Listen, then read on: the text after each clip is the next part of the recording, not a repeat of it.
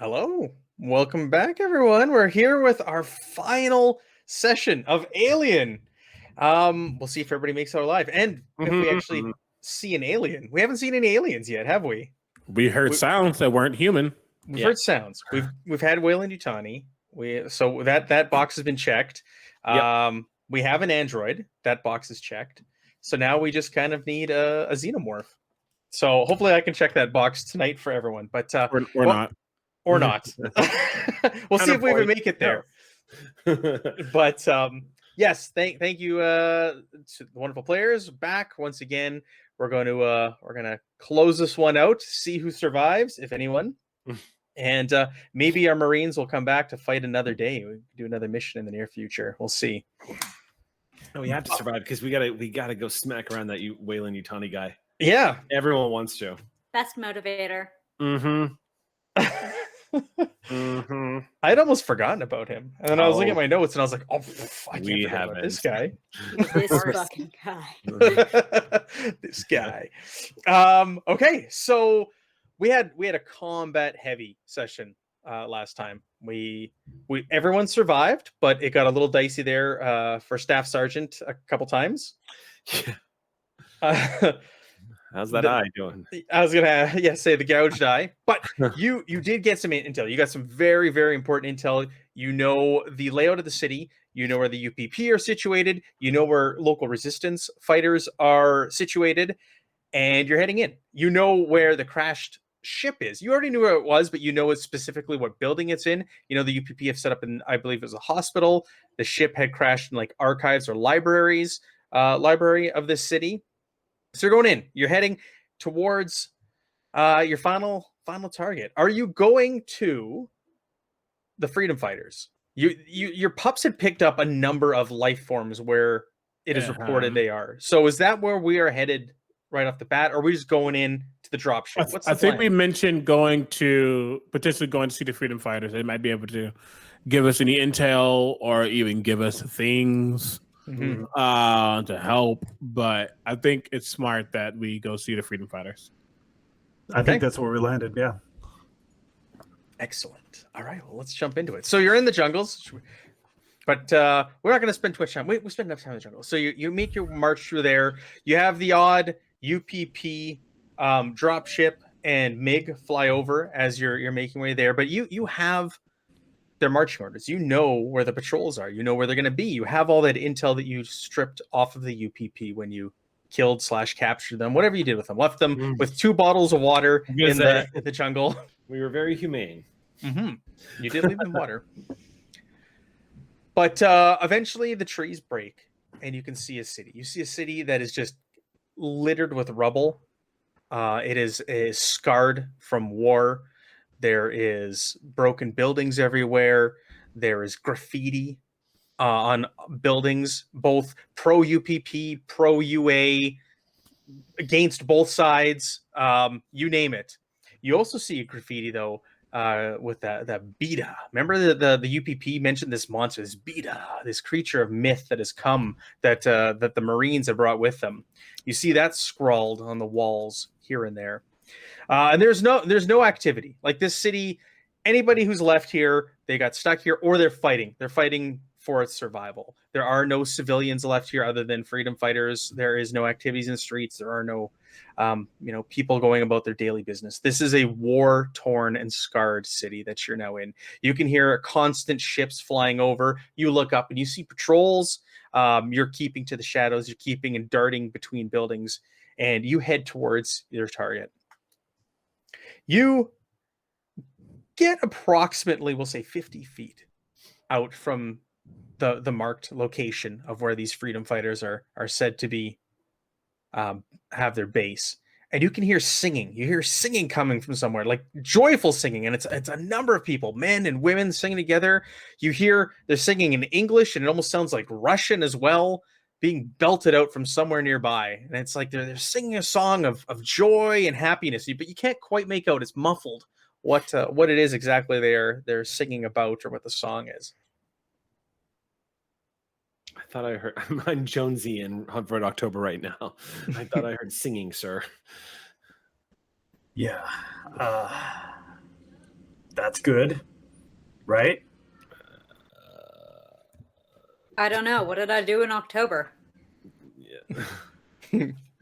What do the lyrics say? You can't make them out. You're too far away. It's quite muffled.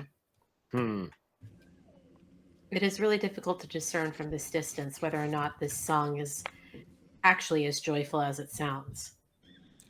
It's coming from inside somewhere, so they're not outside singing. It's definitely coming from inside a building nearby, and that's why it's muffled and you can't really quite make it out just yet. Okay, so if we're gonna, I would love to get into a position where I could look through a scope and just see if I can spot what's going on inside that building. Yeah, there are windows on all the buildings and everything like that, so you can go up into a broken out, bombed out building and kind of position yourself down, looking in. That wouldn't be a problem at all. We can go ahead and make some rolls to get you there. I just need to make sure Sarge is okay with that before I go and act that kind of thing. No, I think like you're probably packing your stuff up to go, and I think Mark Antonio goes, yeah, up there and watch my back. Yep. All right. Do you want to be stealthy about it, Yeah. Lenny? All I right. do, in fact. Please As go. they say. Please go ahead and make me a mobility roll. Okay. Wow. There we go. Beautiful. 2 successes. All right.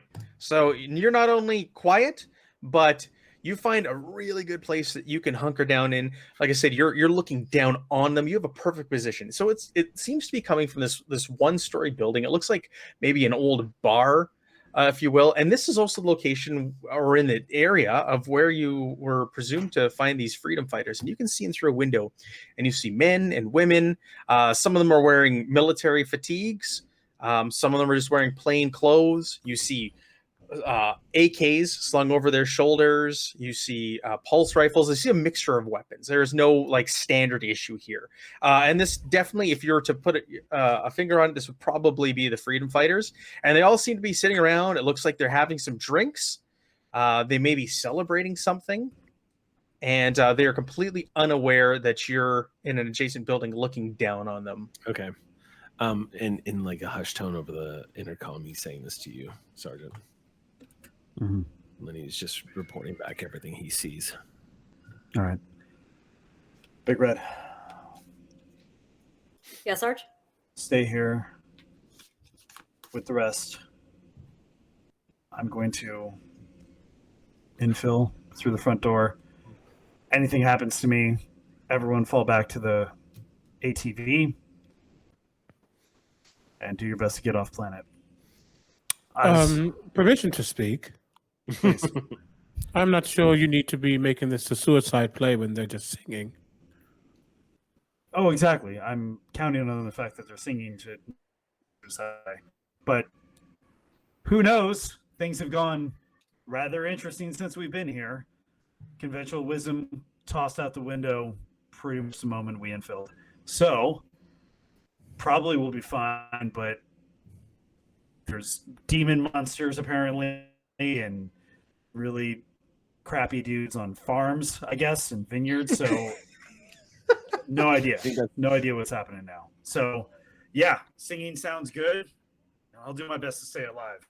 And I'd like to stealthily get closer to the building and try to if I can. Yeah, of course.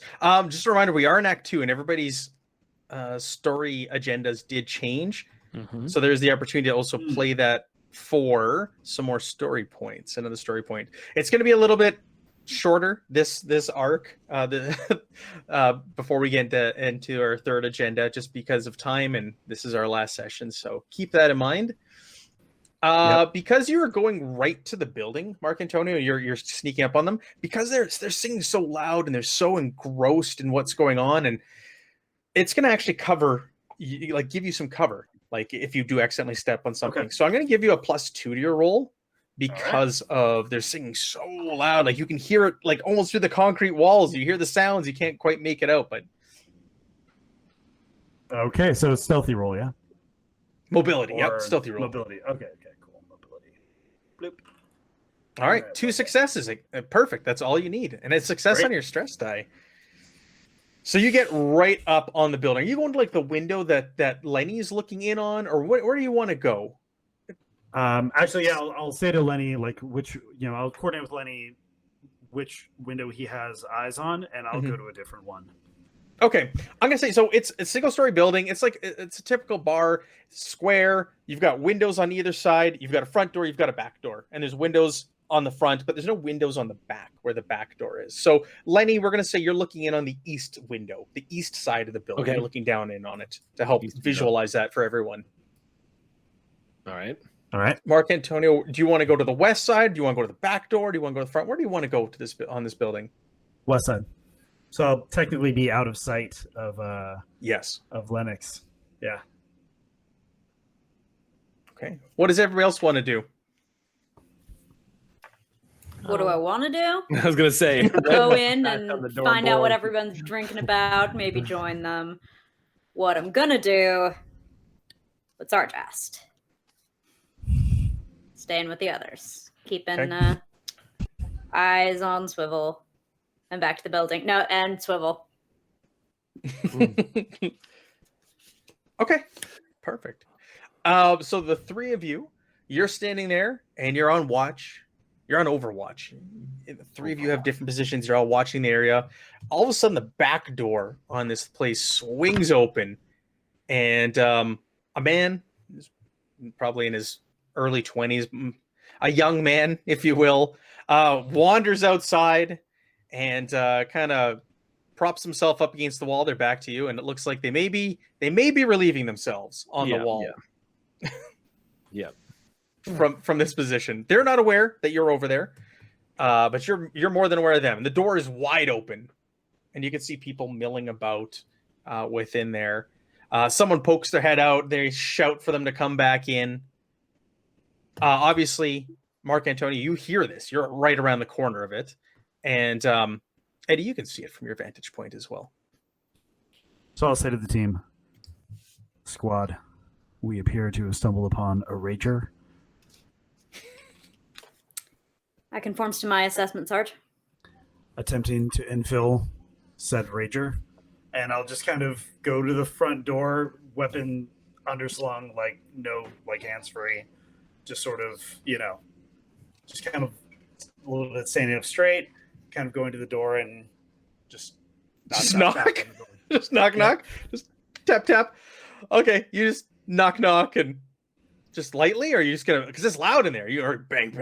Yeah, I mean, not like there's like bang bang hear me and bang bang I'm angry, and it's more on the bang bang hear me. Okay, side of things. gotcha. I don't know if that's a roll or not, but yeah. No, it's not. They all need to make observation rolls, and they will make 100 observation rolls. No. Yeah, so you bang, and then you kind of hear around the door. Again, it gets quiet, but there's people still singing. It's still loud in there, and you can hear someone walking towards the door, and the door handle turns. And you hear a click, and it kind of opens a little bit, and you see someone's head poking through. Marines? They say with a question. Yes. That's a good reaction instead of pulling guns and opening fire on us. Marines. What are you doing here? Nothing. Are you here to much. save us? Are you here to get us off planet? The doors We were- Guys, the Marines are here. They're here to help us fight. Oh shit. We were hoping you could get us off planet. We would have left planet a long time ago if we could have. And here people, yeah, the Marines are here. The Marines. To be clear, 5 Marines are here. 5. Just 5. Five Marines. Hey, are you with the ones that landed here, that crash landed here not too long ago? Yep.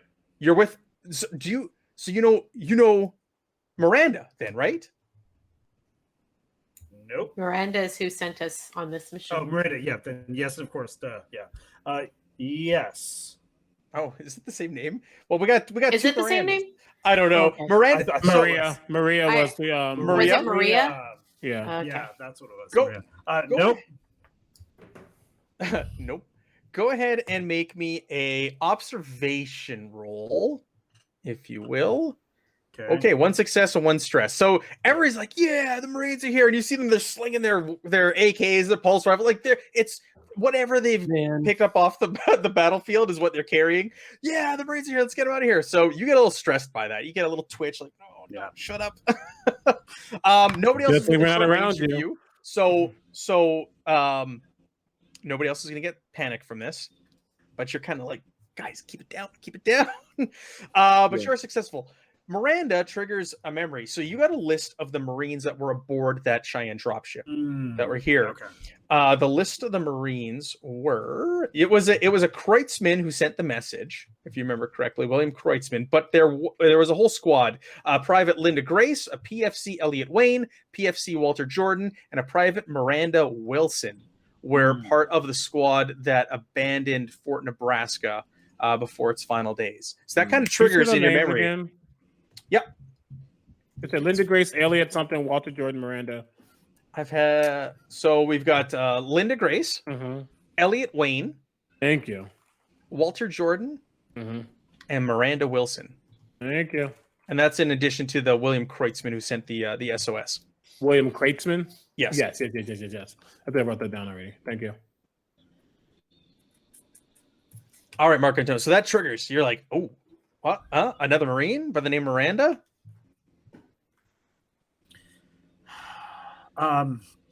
No, we're looking for them. Yeah, she's here. Do you want to meet her? Yes, really quickly, and then I'll bring my team up. Team falling on behind me. All of us? You hear Lenny say kind of incredulously on the mic. You know what, Lenny? Leaving this one up to you. Lenny, when he says that, Lenny lays closer down to the ground on his belly and widens his stance and gets into a sniper position. Okay. And he's going to stay there. Okay. Because you got multiple successes, you're at a fantastic vantage point. Like there's going to be multiple windows along the side of this building. Like they're not going to be all connected, but you can scan this whole room from where you're at based off your double successes. Keep an eye out. I'm going to move very slowly and just keep my position. RT will follow. He will kind of in advance, he will kind of push Cord forward. Not to be like, it's not even like an asshole move, but it's more so just like go. As we all start to go forward. At least I start to go forward, but I'm gonna push Cord a little bit. You don't need to push me. I did not need to push. I guess meant to assist. You seem hurt by that blast. I'm assure you I'm fine. I'm sure. Cord, you ever been to a rager? I mean, I've been doing this a lot longer than some people. I guess so. An antagonistic tone comes over the mic as you hear Lenny say, "When are you two going to start dating already?" You want to come down here and say that, Lennox? No, sir. Come on. Let's go see if we can manage to have a good time. Bring Cord. Yeah, so the three of you are heading. Do you want to go through the back door or are you going to go around to the front? Okay. We have no reason. We saw the guy pee, but we have no reason to go back there. No, you don't. But I'm going to say the door's still open. So if you did want to go in that way, you could enter through the rear entrance. So you're coming around, and this is the guy who greeted the door. He throws his arm around you, Mark Antonio. He's like, come on. Hey, somebody give him a drink. And someone passes the beer over, and he holds it out in front of you, and he's got his arm around you. And Miranda, she's just in the back. Let's go get her. And then all of a sudden a door opens from one of the back rooms or offices. And there standing there is Miranda Wilson, who you recognize from her photo when you're given the mission. And she sees you and she's like, shit. And she books it. She just like turns and runs the opposite direction towards the back of the building. Want me to stop her? No, not with what, a bullet? You're gonna like block her with no, come on. And then I just would you like me to help you subdue her? Please. All right. So I'm gonna say the three of you were coming around the front of the building at this point. Like you're maybe just at the door and you see it. Like Mark Antonio's halfway in, he's being dragged in. People, they're patting him on the back as they're bringing him in, and they're all cheersing and drinking and more Marines. And you see her come out and she's like, shit. And she just turns back into the room she was in and just disappears. Cord's gonna start chasing after her. Okay. Stay on their 6. In case Miranda decides to get a little pugilistic. Okay, very good. Everybody who wants to chase after her, please go ahead and make me a mobility roll. It's gonna be at a -1 though, because you're pushing your way through this crowd. They're all kind of like happy to see you, and they're singing. They're all trying to give you drinks, and they all want to drink with you. All right, how do we add that? Right click on mobility, and then you can add or take away. So Red, you're pushing through, and you're like, get away, and a whole bunch, like 3 of them stand right in front of you, and what do you have? You have a rocket launcher on your back? They're like, whoa, where did you get that? Can we have one? Do you have more in your APC? Did Sarge go after her? I did not I wasn't going to unless he did, but seeing that, then I will attempt to. I attempted, but I did not succeed. No one succeeded. No one succeeded. Absolutely zero. Cord, you also they surround you and they start handing you drinks as well. they're looking for your weapons. You're not armed. You don't have a gun. That's suicidal. I assure you it's not. I managed just fine without a weapon. Oh, if you say so, Marines, and they all start drinking. They're shouting. Could you please move out of my way? I am attempting to get through. Lenny murmurs, just how are these motherfuckers still alive? Update to the sit rep. This party blows. They're like, hey, I heard that. All right, make a hole or I'm making one for you. Clear out for the Marines. Let's go. Okay. Lenny, I don't think this is the first time Red has taken up space in a party environment. you can make a command roll, Red. Try and order these people out of your way. Get the hell out. Sure. Happy to use my words before my elbows. Words before elbows. Lenny, you're watching. Back door still open, and you see Miranda just out the back door. She's looking behind her and she's running. I'll report where her location. Let it be said that I tried the words before the elbows. Just for the record. In the report later, I need it to be clear. Out of the way, clear out of the way. Everyone just looks at you. They laugh. Nobody moves out of the way. An unwise decision. I'd like the elbows now. You can push it. Did you want to push your roll? We haven't pushed any of our rolls. I'd like push it real good. Sam, I don't want to push the roll. I want to do close combat. Wants to push somebody. Yeah. Big Red wants to punch someone. Yeah. I do. Look, it's a party. Red wants to push the limits of physics while this is happening, regardless, because he doesn't do party environments to begin with. Yeah. He's going to back out of the front. Sure. And go around. Yeah. So you don't have any obstacles. Go ahead and roll me mobility. You're going to try to catch up with her. Lenny has eyes on her the whole time, though, so he can relay like exactly where she's going. Yep. So I'm going to give you a +2 to your rolls. Okay. Nice. +2, like +2 die to roll. Yeah, +2 die to roll. Okay. On top of your standard mobility roll. And he just says, "I'm not doing this. I'll report back." And just kind of almost like turns and gets out. Let's see. Did anything wrong? Wait, no. Why are you doing this? I get scared about pushing too many times because then like something gets stuck. I'm pushing. No successes. We're getting a push. No. So still no successes and stress. Okay, I want to point out that we have barely had any successes. Is something wrong today?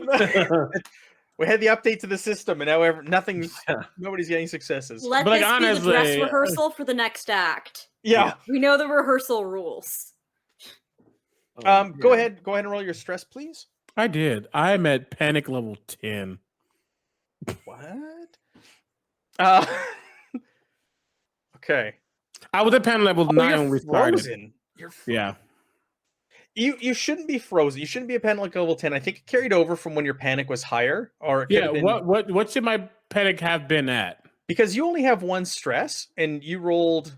Oh, I never took my panic down. Okay, So- get rid of your like right click where it's flashing panic or says panic on your character sheet. Panic is over. You rolled a 5. 5 is keeping together. That's why I was like, with one stress die, you should not be losing it. Like, Yeah. you're okay. Archie You're steps okay. outside and immediately just freezes in terror. Yeah, I definitely never What? cleared my panic. That was amazing.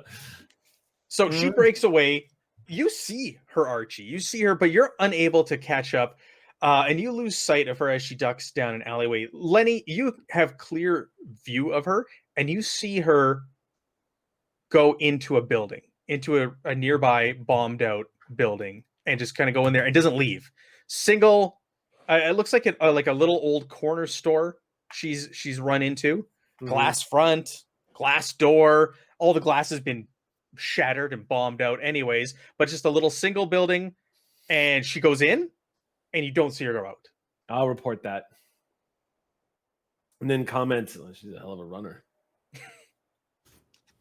Yeah, no, I'm not. I think at this point, Cord is going to follow suit to what. Wow, everybody's names have suddenly disappeared. Archie. Archie's cue, and is going to attempt to follow her that way from the outside. Okay. I'm not going to need any more mobility rolls. You know where she's gone to. You know that she's holed up in there. So we're not going to be running and chasing her any longer. Now it's a matter of going in there and how do you want to handle the situation? Confronting Rushing her. out. Yes, exactly. The important thing is Big Red punching someone? Oh yeah, Big Red. Did you want to punch someone? Sorry. I mean, Knuckle diplomacy. I want Do to it. make Do a it. hole. Oh, 100%. No, this El is Blo- happening. El bonus. We gotta lean into it. Diplombo. There we Diplombo. go. One success. I made space. Do you want to push it? No. One success. Nah. I So don't. how- If I pushed it, that would be going a little too hard. There's like a proper amount of force to make an entrance, So what does this not look to like, make a Big Red? crit. How do you start this brawl? What do you do? I ask for a hole to be made. A hole is not made.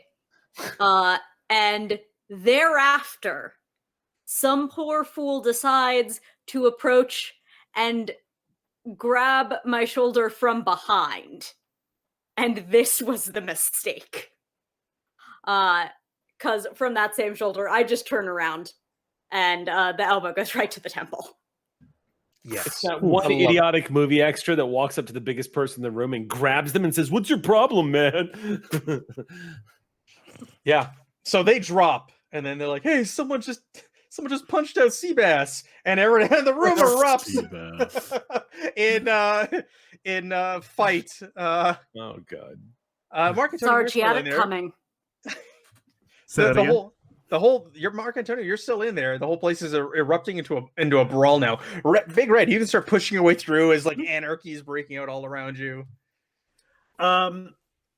Yeah, I think with a non-stop eye rolls at this whole GD situation and trying to assert some level of control over this. Sure. And we know where she's going, right? You do. We You know exactly where she is. Lenny's got eyes. She has not left. You know that she is in there. I'm just that's all. Just literally and to the team. Let's stay focused, everyone. Let's stay focused and apprehend her, please. Now, thank you. And then just I am already tries to- standing in front of the building. I'm waiting for all of you. I'm in pursuit en route now. Be there shortly and just make my way to them. If she's running in there, it's because she's got backup in guns. That's fine. We will reconvene outside of the building and infill together. I'll see if I can find a back way. I'll catch a fist coming at my face. And I'll make my way through the building just to see the opposite wall from whatever Lenny's got. So if there is a back exit or even a window, we'll have that covered. I'm just going to stay where I am and continue to keep eyes on everything that's going on out here. Okay. That's fine. That's fine. How did the APP just not kill all these bastards? So you're right up on the building. Cord, you're up on the building. Red, you're up on the building. Like I said, the window's been shattered out. This is a store. Looks like it would have been a general store. Full window front, shattered out. There's windows on the side. It's all dark in there. You can see the counter where the cash register is sitting. You can see just rows of shelves. It's a very small store, maybe 300 square feet. Like, it's really small, like a corner store. Like, you go there and get what you need, and that's about it. You don't do your weekly shopping here. And Red and Cord, I'm going to say you can hear weeping from within this building, from in the shadows. It sounds like a woman weeping.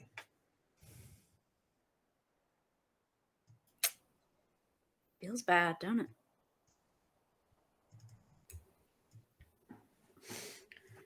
Wonder what she has to cry about. Archie would have waited for Eddie to catch up before he started walking. He would have been walking with Eddie to get to the door. I think we're probably what she has to cry about, Gord. What is it that she thinks we're going to do to her? Consequences of her actions.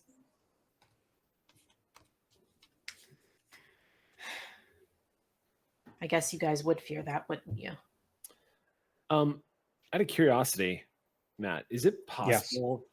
I don't know if I have any equipment on me that would actually, probably not, but can I try to recall what I know about this woman in particular from the briefing? Yeah. Like what was her position? Like what was her place in the unit? You won't need a roll. Okay. She was a smart gunner. She was a private. Smart gunner? She's a smart gunner. Private. She served her whole career at Fort Nebraska. And there's not much else on her. She's quite low ranking. Okay. Newer Marine. Hasn't been in the Corps very long. I don't know, but I doubt a smart gunner's going to be crying because she's scared of jail time. It is. I'll remind you all, it's your orders to shoot your fellow Marines if need be. You were given that by your superiors. Yeah. What's the first option? Like, but I think that was not the first option. No, it wasn't. I just want to throw it out there. I'm like, hold on. Right. No, we need to capture, bring back any alive Delta Squad members. Right. Yes. Right. I'm the note taker. I'm looking at my holopad. I remember it was like capture and question. It was and yeah. It said it can't be lethal if necessary, but this isn't a lethal need yet. So no. On your order, sir. All right. Rifle slung. I'll just draw the pistol, point it down, and I think do I hear the weeping as well now that you hear it there? It Okay. sounds like it's actually coming from behind the counter, behind the counter near the front of the store. Okay, so I just sort of like eye to Big Red for like basically take the position behind me, and just with your BFG at the ready, and then all I'll do is use the pistol to just tap on the door and just say, hey, we're here to see if we can help. We know things went sideways down here. It's gone sideways for us too, but we're here to help. So can we come in and talk? Would you like to make a command roll? Yeah, I would actually. Try and diffuse the situation. Because that's my agenda. Make this happen. Where's command? There it is. All right, no success. Did you want to push it? I'm going to push. Oh, there's that one success on the stress die. Love it. So you say that, and you hear like kind of sniffle, and the weeping stops. She goes, "You're not taking me back. You're not. I'm not going back. You're not subjecting me to those tests again." When she says that, I look at Eddie and I immediately go into notes. What test? Have we heard of anything like that? No, nothing I've heard of. I mean, my hackles go up because I start immediately thinking about Wayland, dude. who really wants us to bring Marines back to him. He does. Sweet dumb Red's just thinking about like what algebra? I'll just stay again. If they wanted tests done on you, they sent the wrong people. We wouldn't know the first thing. We wouldn't even know where to begin with that. And I have no intention of any tests happening here. We just want to talk. Yeah, just talk. What about this thing inside of me that they put inside me? What about that? What did they put inside you? Don't play dumb. You know why you're here. We really, truly, frustratingly don't. She stands up and she's shaking. She's got a sidearm in her hand. She's not pointing at you, but she has one in her hand and she's shaking.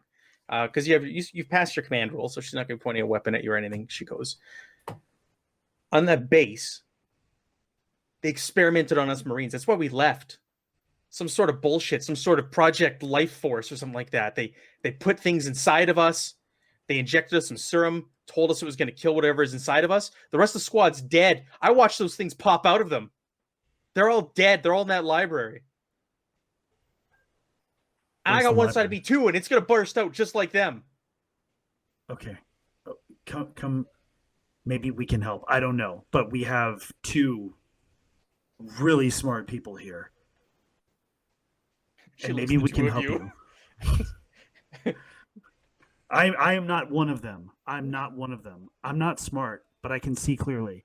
And I can see the situation for what it is. And be damned our orders. If we're able to help you, we're going to. Perhaps it would be good for me to do some sort of medical examination. Yes, we can.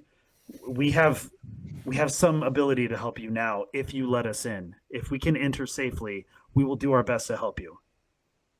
Yeah, I'll go off you're still off the success of your command roll and just go scan it and get this thing the hell out of me. And she's pointing at her chest, like tapping on her chest. Get it the hell out of me before it bursts out like the others.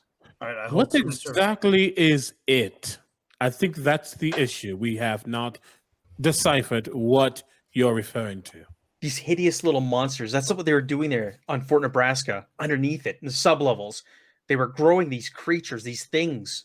Who is they? When she says they, are she speaking about us or Wayland Yutani? It's both. It was our own people. It was UA, it was United Americas, Wayland Yutani. They were both in on it. They found these creatures and they were trying to breed them, and they grow inside you, and they're planting them in soldiers. Okay. They were going to unleash us all on the UPP. That's why they're going to send us to the front also and destroy them with these things inside of us. We're coming in right now. Okay, we're coming in right now. I holster my sidearm. Let's get you some help. As we go in, I whisper to Archie.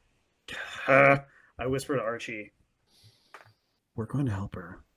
Position her towards a corner. If something comes out, we'll have a second to deal with it. I will nod and I will walk in. And I'll say, I am not the medical engineer.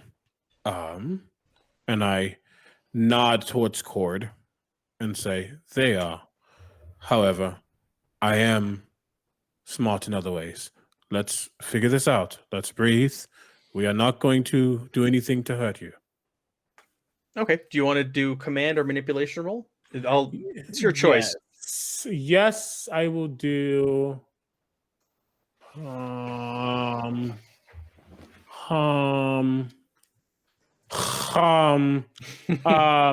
I'm saying this, I'm looking at my holotab and like showing like the knowledge of what I know and all that jazz. I technically get +2 for using my holotab for things for my command, so I'm going to use that. Gotcha. I'm just showing them some of the facts behind what I'm saying. Okay, we're making this work. Oh, no successes and a stress. All right, go ahead and roll me a stress, please. And when you get a facehugger, you can't re-roll. Everything is fine. Would actually be a 2 stress. The dice there we go. are cursed tonight. They're bad today. Get them out of their systems. Yep. You start to tremble. And I'm like looking, and then she can tell that I am confident in my words, but I'm uncertain of the execution because I don't know what she's talking about. So I'm still speaking, saying, "We're going to help you," but there's definitely a little uncertainty coming from his voice. Gotcha. So as when you start talking to her, she starts to ease in. She takes a sidearm. She starts to put it on the counter, and then as you're looking at your holopad and your words aren't sounding as confident anymore, she puts the sidearm back beside her and starts to turn back towards everyone else, where she was listening to it to start. Mm-hmm. And I guess like as I'm doing this, I glare at Cord, but it is not that I'm angry at you. It is a get your ass over here and help because I am not doing this. I mean, Cord has been sitting there very patiently waiting for people to get out of their way so that they can do their job. Ouch. You know what? That's warranted. Regardless, he's looking like I'm getting fine. Come in. Cord gives Archie a nod and sort of moves around him. First, I guess I should ask you, would you prefer to do this here or would you like a little bit of privacy? Just do it here. Just scam me. Find this thing, get it out. If you say so. I'm going to, as they're doing this, I guess kind of lean in just quietly to Cord, saying, Sarge wants them to be faced the other way just in case something does pop out. Understood. Okay, bye. I'd like to say that part, but I just kind of. No. So I kind of lead Miranda over to like kind of a corner, maybe just behind the bar. So there's a little bit of distance. And I'll start doing an exam. Do a scan. Do a scan. Go ahead and make me a roll. You're gonna your scan's gonna turn up some results regardless, but go ahead and make me a roll anyways, and the additional successes may give you some more. In the meantime, Red, I owe you a story point. Archie, I owe you a story point. Mark Antonio, take a story point. Oh, I didn't think I did it yet. It was on the way. Okay. I wasn't even thinking of it at the time. No, I just did it. Mm-hmm. I mean, I've kind of hinted, but it wasn't as it wasn't not obvious. I'm going to hold off. Okay, Lenny, go ahead and take one as well, please. Yeah. Yeah, I did it. Okay, how do we do on our roll? We're doing medical aid. That's what I was going to ask. Sorry, medical aid. And go ahead and give yourself any pluses for gear. I believe you do have gear that you took as well. I have. I'm going to go ahead and I have my personal med kit active right now. I also have a surgical kit as well. Don't know. So let's do your personal med kit, and if you do need to operate, then we'll rely on that surgical kit. Okay. All right, here we go. Hacha. 2 successes. So you start scanning her, and she's like pointing at the chest, but you do a full scan. You go head down, you take some blood, you do the whole thing. There is definitely a foreign body, a parasite or something in her chest. You can see it on the scan.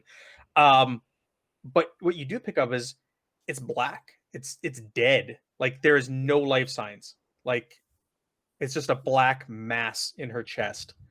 It's not giving off any life signs whatsoever. And she's like, it's there. Get it out before it bursts out. They put this inside me. Was there anything that they did with you that was different from the others? Whatever it is that is inside you,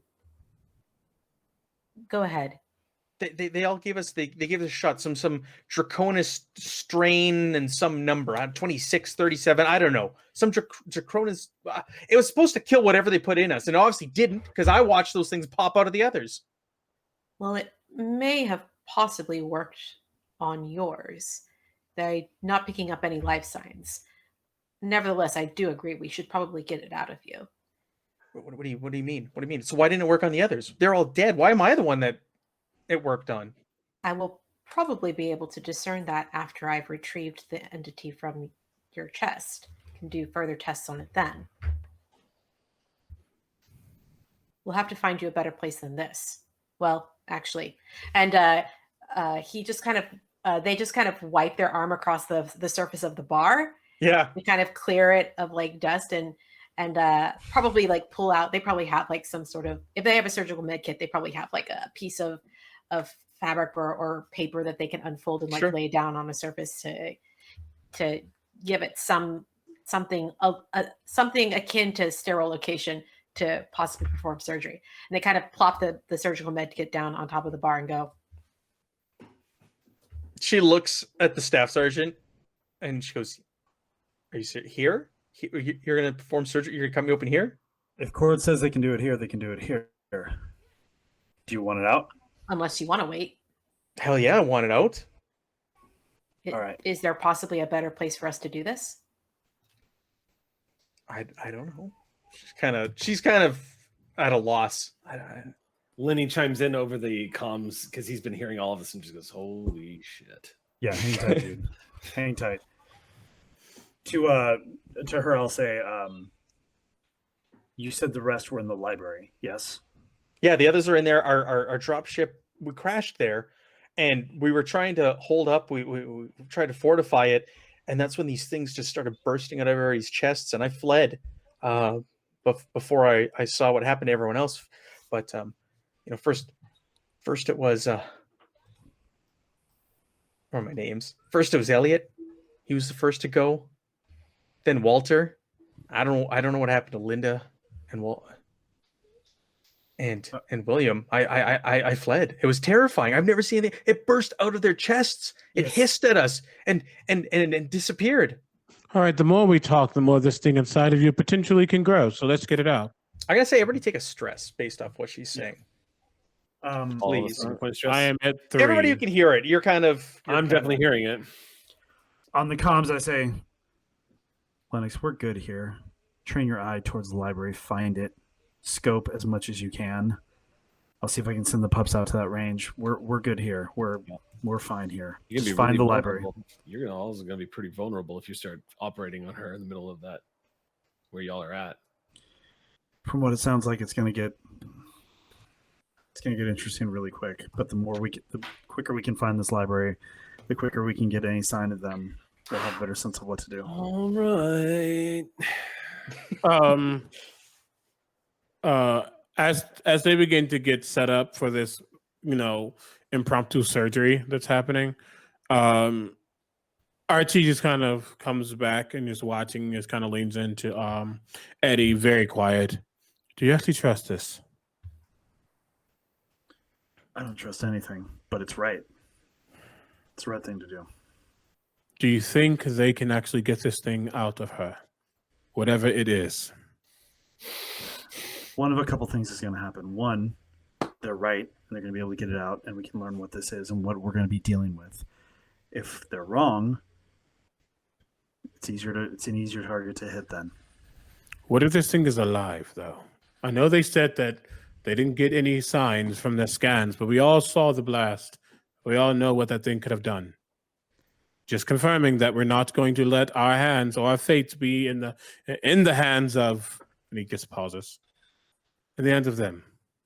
Listen, our operating intel on this thing right now is the ramblings of a very panicked and distressed Marine and local myth and folklore, and that's it. The more we can get eyes on whatever this thing is, the better. If we survive this, I don't drink, I'm drinking. I will join you. In the meantime, stay frosty. He gets watches. All right, Cord. She lies down. I have equipped my surgical kit. You have a surgical kit, so it's going to have. It'll put her under for this operation. It's going to have everything in there you need to perform this operation. You have your scalpels and everything. So, yeah, please go ahead and make your medical aid roll. All right, here we go. One success. A success. So everybody who's there are you all like kind of leaning in, like in anticipation, watching, like what's in there? What is this? Nah. Red is posted up looking for outside folk. As far as they're concerned, some son of a bitch tried to put a parasite in a person as a bioweapon.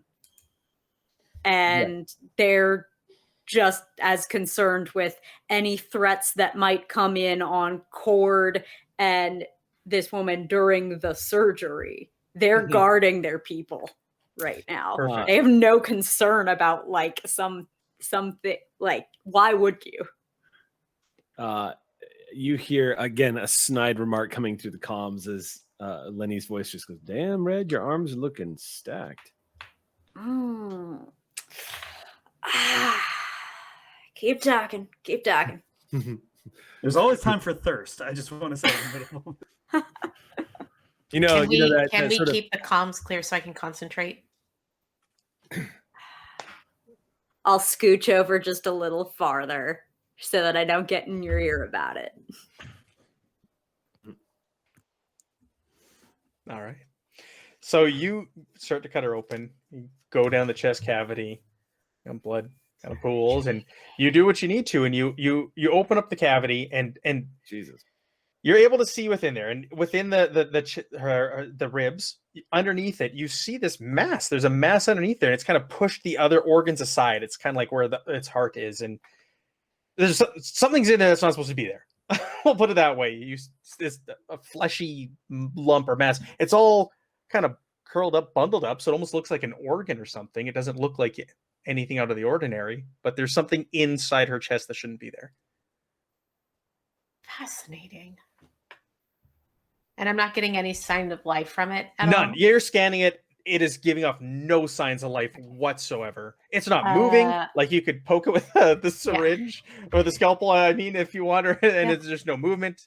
Yeah. whatsoever. I think I'm going to try and get some sort of specimen container from my surgical kit to place it inside. Sure. Ice bucket from the little store. Yeah. My little. Sure. Good. So you want to cut this thing out. So it's underneath the rib cage. Yeah. I want to. Yeah, I'm going to have to remove, Yeah, you crack the sternum with a retractor. You know, There you go. do the whole 9. I was like, I don't know how graphic I want to get this, but it is underneath the rib cage. No, So we're committing. We're committing to doing the thing. Okay, very good. You made your first made roll, so I'm not going to make you roll again. So you perform the surgery. You crack the rib, and you start to and you make enough room that you can pull this thing out. And you put your 2 hands on it. You pull it out because you think it's like an organ, and it starts to, the back end just kind of unravels, and this like a tail. It almost appears like falls out from it, and it kind of spreads open this little mass, and you see a little humanoid creature. It's got 2 little arms and 2 little legs and a long tail and this elongated head on it, and it's completely lifeless. It's just like limp in your hand. Well, that's the most alien thing I've ever seen. Congratulations, it's an alien. Says to the unconscious body, and then puts it in the specimen Is it bag. actually an alien, or is it like some kind of mutated babe put inside a creature?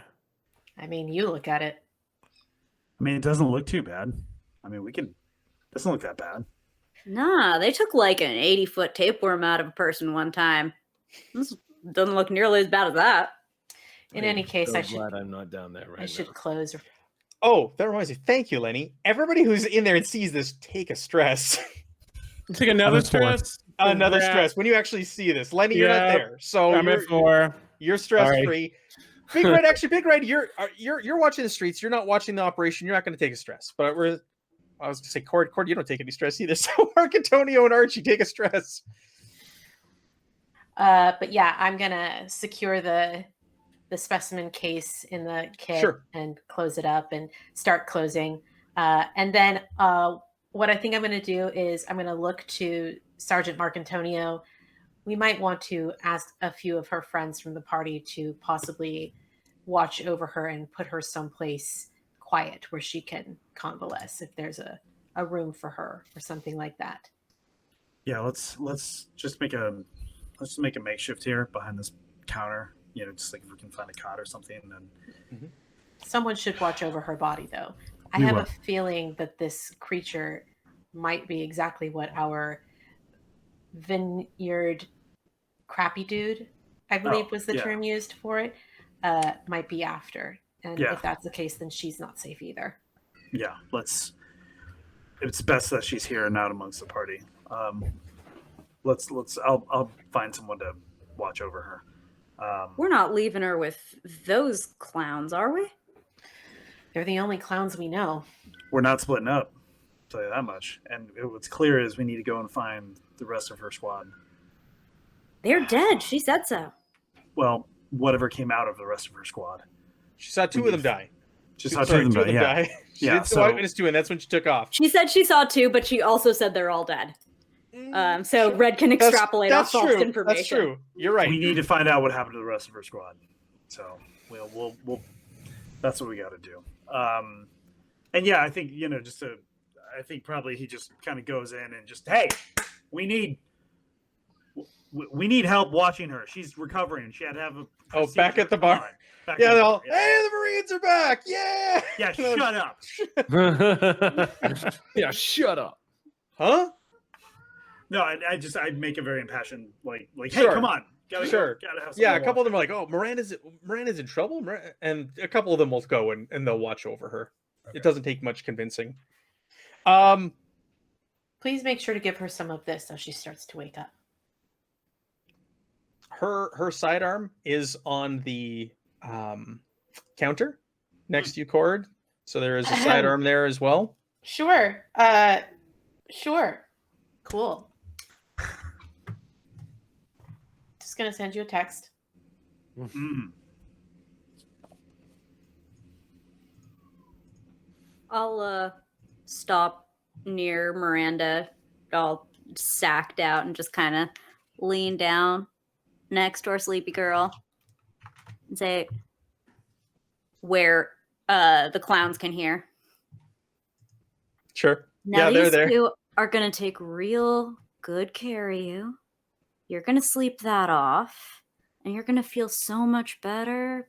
You're going to breathe easy. You're going to have anything pressing on your lungs, pressing on your heart. You're going to be just fine. All right, sweetie? They're going to make sure of it. Okay. Take care. And she's out, but yeah. Oh, yeah. Yeah. The two of them are there, and they're looking, and they're picking up what you're putting down. You're talking. I don't know. I mean, I heard when they're under, they can still hear you and stuff. So I'm just saying words. It doesn't matter. Anyway, I'm moving out. Don't worry about it. Don't worry about it. Did you get my message, Matt? Where did you send it to me? Facebook. Let me take a look here.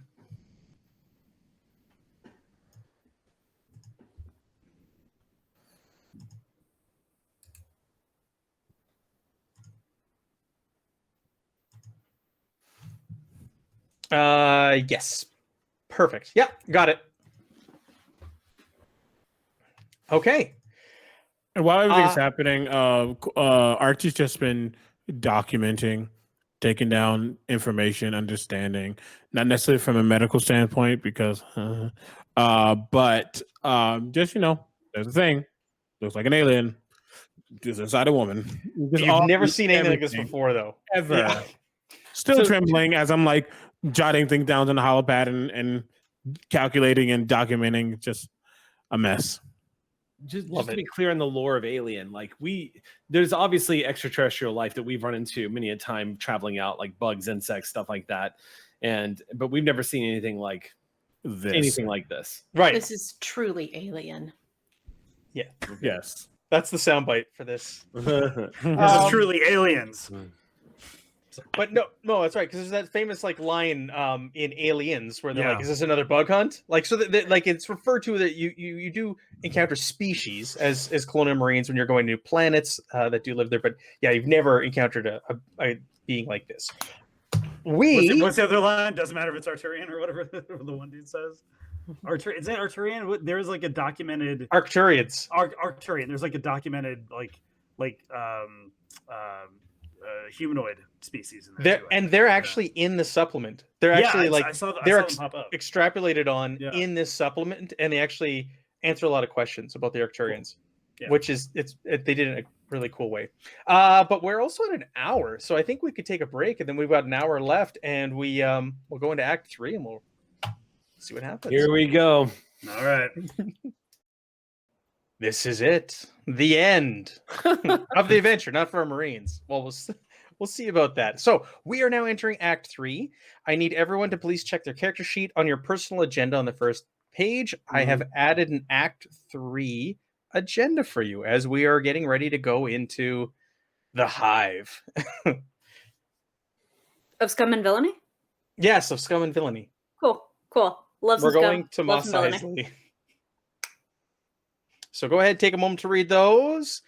They should all be kind of in line with what's been happening in this adventure so far and how you've been acting and what you've experienced in the last 2 acts. Nothing too crazy. I think they should be pretty tame. Again, your agenda is not meant to kill you per se, but it's nice because it sometimes creates conflict within the squad, which is always fun, but nothing too negative. Oh, this one will get me killed, but it's all good. Maybe. We'll see. We'll see. So everybody's had a chance to read their Act 3 agendas. Let's go ahead. Let's zoom back in. Are we just going right to the library? We're going to go take this on head first. So the original objective was also to acquire an urn. It was an artifact that you were supposed to locate as well. So that was also your top objective, and also bring these Marines back if you can, dead or alive. Yeah. Oh, and the Marines too, and the Marines. So there is something else. We didn't get that information out of Miranda before she went into surgery, and she's now recovering. She's not quite ready to talk just yet. So fast forward, library. You see this thing, 2 stories. And it looks like it's old. It's old. It's built in old style Gothic architecture. Before we fast forward, okay, rewind. How long does it take for us to get from where we are to the library? That is an important question. That is a very important question. It's going to take you roughly 20 minutes, which will allow you to recover. Thank you. 2 stress. Thank you. What if I'm chatty? If you're chatty along the way as well, you could relieve another 2 stress from everybody. Are we gonna allow Red to be a bit chatty? Fake question. It's not optional. Please, yeah. Yes. Does that also bring my panic down? So yeah, remove your panic. Anybody who has the panic state, just right click it, and it won't be red anymore on your character sheet. It'll go away, and it won't give you a insanely high number when you roll your stress, like it did with Archie, where it's like I rolled a 5, and it says I'm like trembling or I'm frozen. It says I'm still panicked, but okay. That's weird. I see Luther's unpanicked. Let me take a quick peek here. Oh, that is weird. It won't go away. Yeah, hold on. Let me close this and then let me try. I don't know what's going on with that. That's okay. It's not game breaking. We'll just look at the result, your roll, and we'll go from there. Okay, so everybody's going into the stress-free. Dang. No. Lenny, you've regrouped with them, and we're going in as a squad. Yep. Or you were sent ahead to go do some reconnaissance, weren't you? I didn't send him ahead. I told him just like from his rooftop position. Yeah, I just stuck around. Gotcha. Yeah. But yeah. I mean, no, we can totally make him walk while we take a 20-minute drive. Okay. I mean, I was gonna say if he wants to be like Brandon Lee and like rooftop. I don't mind skulking while you guys drive around like a big honking target for the APP to blow the hell up. You're driving around one of their vehicles. Ah, okay. Okay. So should we fast forward again and zoom in of all of you standing in front of this library?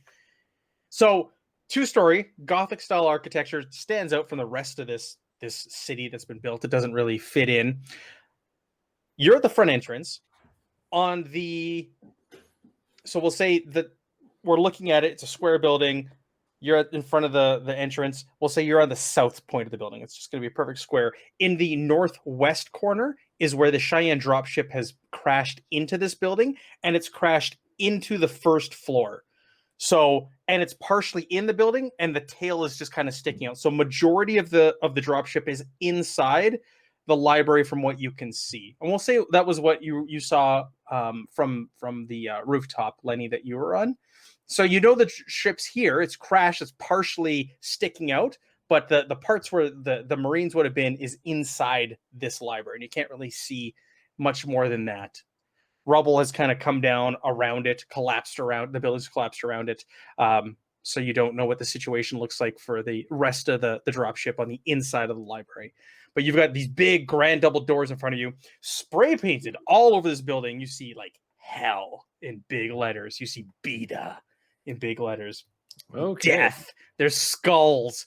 And the doors are wide open. And it stinks. It stinks terrible, like a rotting meat coming out of there. You don't hear any sounds whatsoever. There are no lights. The windows, curiously enough, are all covered with some sort of substance on the inside, like a black resin, almost like substance, glistening when you hit it with light. Absolutely nothing about that looks good to me, Sarge. Yeah, looks all manner of screwed up, doesn't it? And we can't just shoot rockets into this, Sarge. We have something inside that we need to retrieve. How That's badly? the only thing we need to retrieve. We need to focus on our mission, get in, get out. Obviously, these aren't the bullets we're used to. This is something different. Listen to me, everyone. To be really, really clear, I care about one thing and exactly one thing: getting all of you out alive. I do not care. I care in so much only as what is the most likelihood of getting this out. And if that's with the rich dude, by giving him the urn and the targets that we've objected, then so be it. I do not care. Whatever happened to them is not going to happen to any of you, not on my watch. We're going to go in, we're going to get the urn, we're going to get as much as we're able to get safely, and then we are going to attempt to leave. And I'm going to release the pups into the air. And that's when your comms crackle. And you hear a familiar voice go, "Oh, Mark Antonio, I knew you were clever. I knew you would come around. See? Just go in there and retrieve what is mine, and I will get all of you off planet safely." It sounds like we have a deal. It's Mr. Garcia, obviously. New target for rocket launcher, Sarge? He just laughs. Can we all hear? Oh yeah, he's coming across all of your comms. With a stick and into the dirt, I just write, "Screw that guy." And I don't even look at it because I assume our helmets have the cams on them. Yeah. You've got the cam on your head. So I don't even like point my head down as I do it. So it probably looks all messed up and askew. But yeah, I just write that in the dirt. The rest of you kind of cover your cams and look at it. And like a big middle finger. That's about it. Yeah, I'll, if I may, lend a dick butt as well to this. Truly express Red's mature sentiment. Lenny's gonna go into the left side of his his fatigues and just pulls out some of the tape that he uses on his rifle and on various things. Always good to have some good tape on you just in case. He's gonna, as he's listening to everybody's talking, he cuts off a small piece of it and he's gonna fold the corner so it's easy to pull if he needs to pull it off. And then he's just gonna put that tape across the top of the cam on his helmet. Okay. Yeah. So good. And then he's going to check his radio frequencies and stuff like that, but he's going to look at the electronic equipment that he's got on him that could track what he's doing.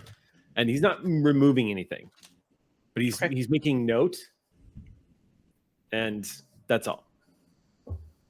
We're not being monitored by command staff, so there's no reason in the world why we should have these cameras monitoring us right now anyway. So, yep. Yeah, and Archie will be very, very much able to tell if someone attempts to chime in or get into their systems. The comms one thing He's going to bypass that for now, but doing anything else, he will know, and we'll deal with it from there. But for now, he just has to hollow pad out, keeping track of the pups, looking at Sarge and saying, in, out, leave. I don't care if it's... I do care, but we just need to get off. Listen, we cannot pretend for 1 second we have any kind of agency here. We are at the shit end of a stick more so than usual.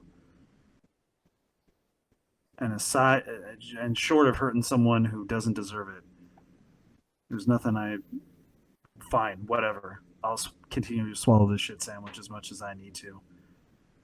But what happened to her back there is not going to happen to us. What are your orders, sir? At the end of the day, this is a standard infill through the front, exfil through the rear scenario. We're going to breach the door. We're going to do what we do best. We're going to stack up, follow in, clear our corners, get what we come for, get the fuck out. In that case, I should probably be set up to watch the door and also get in good position. Stack position. I'd like you over there pointing to a building with some sort of cover and, concealment and cover. Preferably elevation, but also close enough to where if you need to sprint, you can get in. All right. So here's what's going to happen, though, Matt. So when Lenny nods and heads off in that direction, he's going to round a corner like he's going to the building that he was ordered to go to. That is not the building I'm going to. Okay, where's Lenny going? Lenny waits for a moment, and then he's going to survey he's going to use his experience as a sniper to where would be a good spot. And he's not doing just so the GM knows the motivation here. It's not to counteract the order of the staff sergeant. It's that dude is listening to every order staff sergeant gives. And right now, Lenny's mind is in a place where if we don't make it out of this, I want to make sure at least I survive just a little bit longer so I can find that motherfucker and put a bullet in him. So right. Yeah, I know where you're going with this. Yeah, you're getting the most strategic spot. Mm-hmm. Yeah, Lenny doesn't want... I mean, if this guy's monitoring everything we're doing, I don't want anyone to know where I'm setting up. So he is going to, when he gets closer to the direction that he's going, Lenny dismounts the camera from his helmet and sets it down on the ground. And then he is going to pull any other markers he's got on him, including, by the way, his health monitor, and he's going to set it down on the ground. Like he's basically pulling off his tracked electronics. The only thing you're off the grid. The only thing Lenny is going to keep on him is his radio, the most vital piece of equipment he's got with his team right now.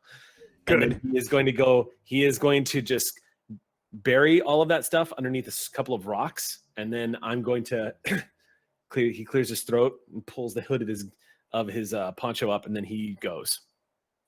Cool. Okay, I like it. How close are we? I'll say there's No. Eric, how close is Lenny and Archie? If I can be honest, I feel like Archie is the one person that Lenny confides in and trusts. Like the one person that for whatever reason, I think over the course of us serving in this unit together, Archie's the one that Lenny would just casually say something, tossing a line out to see if he could say something personal to you from time to time. Okay. That's the way I see it. Yeah.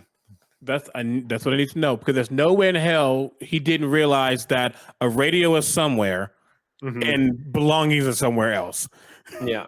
And he doesn't say anything, but he doesn't say anything because he knows you. I think it's totally considering how we have all served together. Yeah. I think Archie in particular would probably know that Lenny's going on the down low right now. Yeah, it makes sense. Yeah. So he says nothing. He's focused on the pups and looking forward, but he does know that he's not where he needs to be. He's at a better spot. So, okay. Yeah. Very good.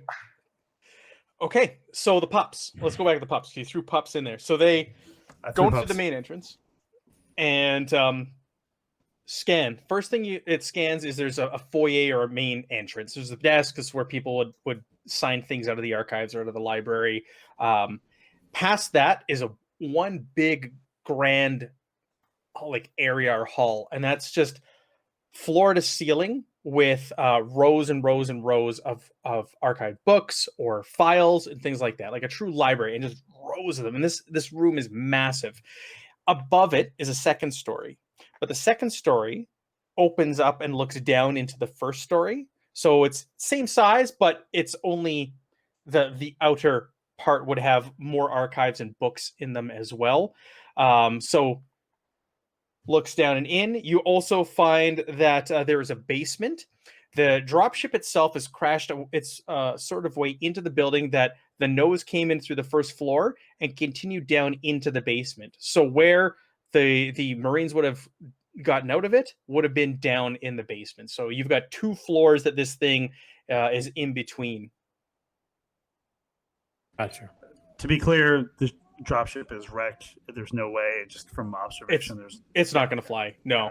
Okay. All right. Yep, and I'll just relay 2 floors plus a basement. The Marines probably went.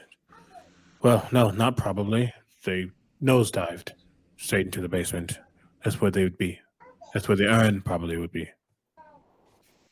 Okay, so I will say, all right, single stack, and we're going to infill a building the right way and not the way they actually do in the movie Aliens. Before we start to move, though, hand goes on your shoulder. We're in, we grab, we're out. However, if the urn's in the basement, and they went in the basement, and the things came out of their chest, the things are also in the basement. Yeah. You go in the cage goes in the water, shark's in the water. Our shark. We stay in for as long as we need and not a second more. We get in, we get it, we get out. It's a matter of how fast we can be now. I'll take point. So being for observer and squad comm, I will take point and rifle up. And yeah, I don't think it matters since we're all. I don't think it matters marching order aside from Lenny doing his thing. But yeah, whoever else falls in behind me. But essentially, you said the door was open. The doors are open. Complete darkness, though. You'll have to turn on your shoulder lamps to see in there. So I just say torches and turn on the lamps. When I'm in position, then you will broadcast in position. Okay, waiting on you. Hey, Cord, what's the rules about bugs for you? It's a living creature. You sure? The one in my bag isn't, but anything I see living in there is a living creature. I mean, how can we know if we've never seen one before? I'm sure I will be able to make the split-second decision. All I'm saying is, if it doesn't look alive at the time, you perceived what you could perceive, right? If you're asking me if I'm going to shoot something that comes out of the dark at us, I'm pretty sure I'm not able to do so. What I'm saying is, you never know unless you try, and you aim for the center of mass. I have faith in you. All right. Addie's that noise. We're going in 3, 2, 1. I clear corner. And I immediately I clear corner first before I don't stand in the center of the doorway and whatever. Right. I clear the corner. Right. Stand there as target. Clear the corner and just get eyes on whatever's around. Sure. You clear the corner, you enter into this foyer area, and you get inside the building and you pan your light across like the walls, the ceiling. Everything is covered in this black resin, shiny material, and it's kind of looks like rib cages. If you were to describe the texture of it, just all over the walls. And as you scan, you see people like in it. No. Like they're stuck in this stuff, motionless, eyes closed. And you see like UPP soldiers, like uniformed soldiers. You see civilians. You don't see any of your Marines in here, but you see like people just stuck in this stuff up on the walls. Good God. Take a stress. Everybody's Yeah, into I was take a gonna say. stress. Oh man. All right, stay focused. Archie. Cord is just looking at everything with like kind of open fascination on their face. Like, yeah. Very different reaction, I think, than the rest of it, like Yep, everybody yep. else. Scary None the dude. wiser. I'd say Cord, straight line there. Point us in that direction, please. Yep. Okay. So you're in the foyer. Hallway continues, or doorway continues into the main library area. Off to your right, when you enter that room, will be an elevator to either take you up or down, or a stairwell. That was marked by your pups. So you know that as soon as you go into the main library area, hard right will get you where you want to go. Is the elevator functional? Something tells me it probably is not. It is not. It is not. That being said, it is an extra point of egress. Yeah, it's better when it don't work. All right. Let's find stairwell. Yeah. So you go into this main archive room, and like I said, floor to ceiling, massive shelves just filled with archives of information. And you're panning around the room, and this room is also, it's not completely covered with that resin type material, but it is starting to. And you swear you hear like skittering or moving on the balcony, the floor above you, the second floor. You turn, you pan your light around, and you see darkness. Can I, as I'm looking around using the, I mean, obviously I have my eyes on the holo tab, making sure, the pups are going where they need to go. But when I'm comfortable with that, can I like start looking around to make sure that like nothing else is here? We hear the noise, but there's anything around us immediately. Is anything going to jump at us? We don't know what these things are. So just keeping eyes everywhere. Sure. Yeah, you can make me an observation roll. I'll also say your pups do pick up life forms, right? So your pup is picking up a life form in this library area, about midway into the room, like at the halfway point, in these archives. It's picking up 2 life forms up on the second floor, and it's picking up 4 more in the basement. Oh God, second floor. Second floor 2. Okay. 1 on this floor. Like you made a hard right to go to the stairs, but if you keep walking forward, you'll encounter whatever that first life form blip is, and 3 more in the basement. If we were to keep going straight, but we made it right. Does our motion scanner work, by the way? Does anybody have a motion scanner? I was gonna say, because I know we have one on the overlay. But I'm more than positive that I have a motion scanner. Shut your face. Yeah, I don't have one. Wouldn't make any sense. I do not have a motion scanner. I will say real it's big not gun. on here, but I meant to have one on here because I thought I had one. I will say for now I don't because it's not on my thing, but I thought I did. Okay, so no motion. We're going into this with no motion scanners. Even better. I legit Hard mode I engaged. looked at the items like I know. I have a motion scanner. I just thought I put it in there. I didn't. That's on me. It's all good. You do have the pups though, so you know there are life forms. Exactly. Life forms confirmed. You just can't track their movement. Yeah. Regardless, I will make that roll just to make sure nothing's immediately on us. 3 successes.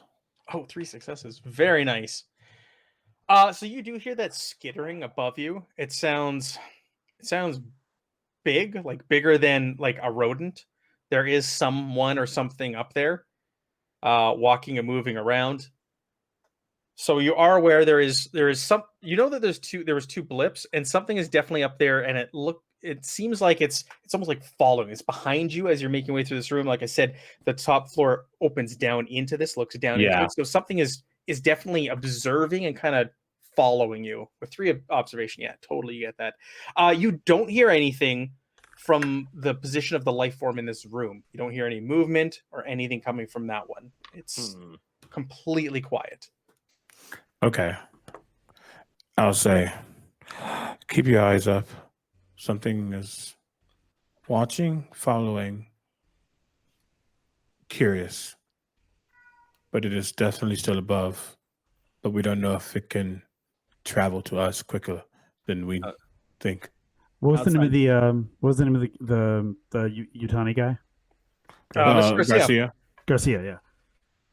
Garcia, I know you can see all of this. Is this what you intended? Is this what you knew was going to happen? Now is not the time to be silent, motherfucker. This is even better. This is even better. It's further accelerated than we anticipated. Okay, well, what do you need from us? Get those Marines out of there. Get me those monsters, creatures, whatever you want to call them, and get me that urn. We're not getting you any monsters. We have a job, which is to get to urn. You can come in here with your 2 mighty muffin techs and get them yourself. Get me that urn. Fine. Get me the urn. That was the original deal.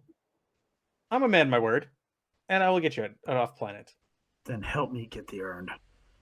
Tell me the safest way to get there. You can see everything we can. You certainly have access to our data pads. I'm asking you now. If you want this, then help us get it. He says, well, yeah, you're not wrong, and it's not going to be easy. It looks like the only way is down. It's going to, I assume, it's in that dropship. Did the private not say that they were fortifying their position, so they probably hold up down in the basement where they crashed? Probably find most of their belongings and things in there. If they're still alive. All right. Let's go. It's 3 and 1, right? The split per our pups. There are 3 down there? No, it is 2 above, 1 on us, 3 below. That math funny, Sarge. That math is funny. What was it? So I missed what he said. Red says that math's funny. No, what did Garcia say about the numbers? Sorry, I must have missed something. Oh, no. But yeah, no, it is funny. It is funny. Given that the number of Marines that went in there and how many are out and life forms and blips. Yes. How many chests should be busted? I know I'm not the clever one good at math or anything like that. See, I totally didn't think about that. There's only 4 chests could have bust. Yep. We're looking at. There's got to have been. Do they multiply? Might be. Either way, I wouldn't say there's a good chance we find these Marines if there really are 3 down there. 2 already died. Unless we want to. That means at least 1, if not 2 Marines is hanging out there down with them. I don't think so. Not if it looks like this, and I point at the wall all Jackson Pollocked with body parts. Yeah. There is no chance any of the Marines in this building are alive, and the numbers are wrong, Sarge. Agreed. Then we find the urn, we get the hell out of here. And I'm not inclined to be gentle with our armament, Sarge. Safety's off, everyone. You hear moaning all of a sudden. That's exactly what I'm about to say. And I promise you, I literally say, the one on this floor was laying down or was silent. That makes me believe it was one of the Marines, not something skittering around. We should probably look at it. I don't want to, but it's probably important. I can go up. Yes, gladly. Yeah. You head up to the middle of the room where that life source was picked up. Hold my gun. Cord's taking point, right? Yeah. Cord, you're walking through and over this stuff, and you see the odd body when you look left and right between the different rows of archives of various states of consumption. They've been eaten by something. And you get closer and closer to your target, and you can see legs kind of sticking out from around the corner. Like someone's sitting down and their legs are just poking out. And it appears to be Marine issued pants and boots. You recognize them. You can't see the body or the face, who they belong to, but you do see a pair of legs. Someone sitting on the ground. Identify yourself.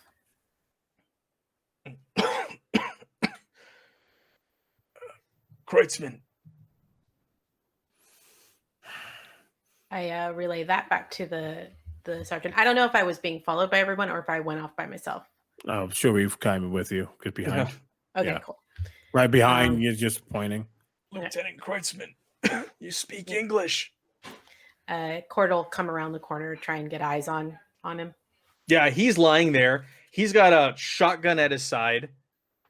Beside him, he's got a radio kit set up, and he looks up at you. He smiles, and he just looks like weathered.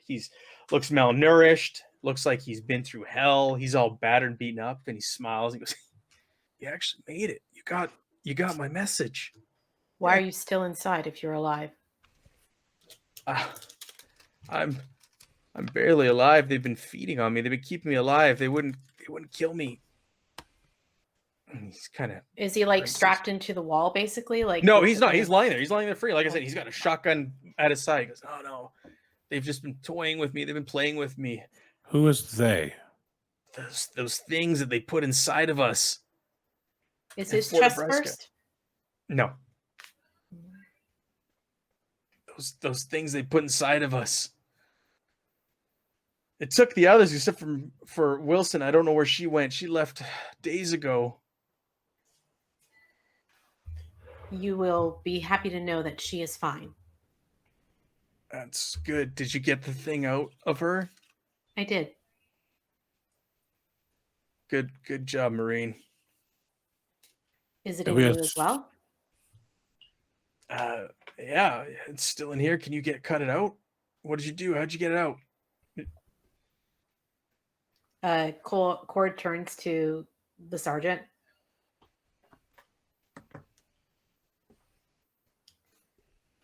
It's up to you, sir. We're on borrowed time. And without saying anything, I just shake my head no. We will return for you on our way out, after which I will do what I can for you. Your way out? Where are you going? Coughs, and he looks at his hand, and there's blood on his hand. He just coughed up a bunch of blood. Where are you going? Marine, you're looking good. Yeah, you're looking good. You're going to be fine. All right, listen. Did you see anything resembling an urn? Yeah, we took that from Fort Nebraska. It's down in the basement where we crashed a bunch of our gear's down there, and it's down there. What is that all you want? I thought you were here to get us. We have to exfil a lot of things. We have to exfil not just you. You're good. You're stationary. You're in this position. We're going to be right back. We're just going to take care of and see who else is down there. Okay? Because we know there are others down there. We're going to see who else needs help, and we're going to get you out of here. Just hang tight, Marine. While you're talking to him, his nose just starts bleeding. Yeah. Just running down his face. And he starts hacking up blood. He's like, "Oh God, it hurts so much. Oh Jesus, that's so bad." Oh no. And is there a life sign in there? And Yeah, can I his see chest it? starts like thump. Yeah. Starts thumping. I'm going to immediately turn to the rest of them and go, clear the space now. Back up, everyone.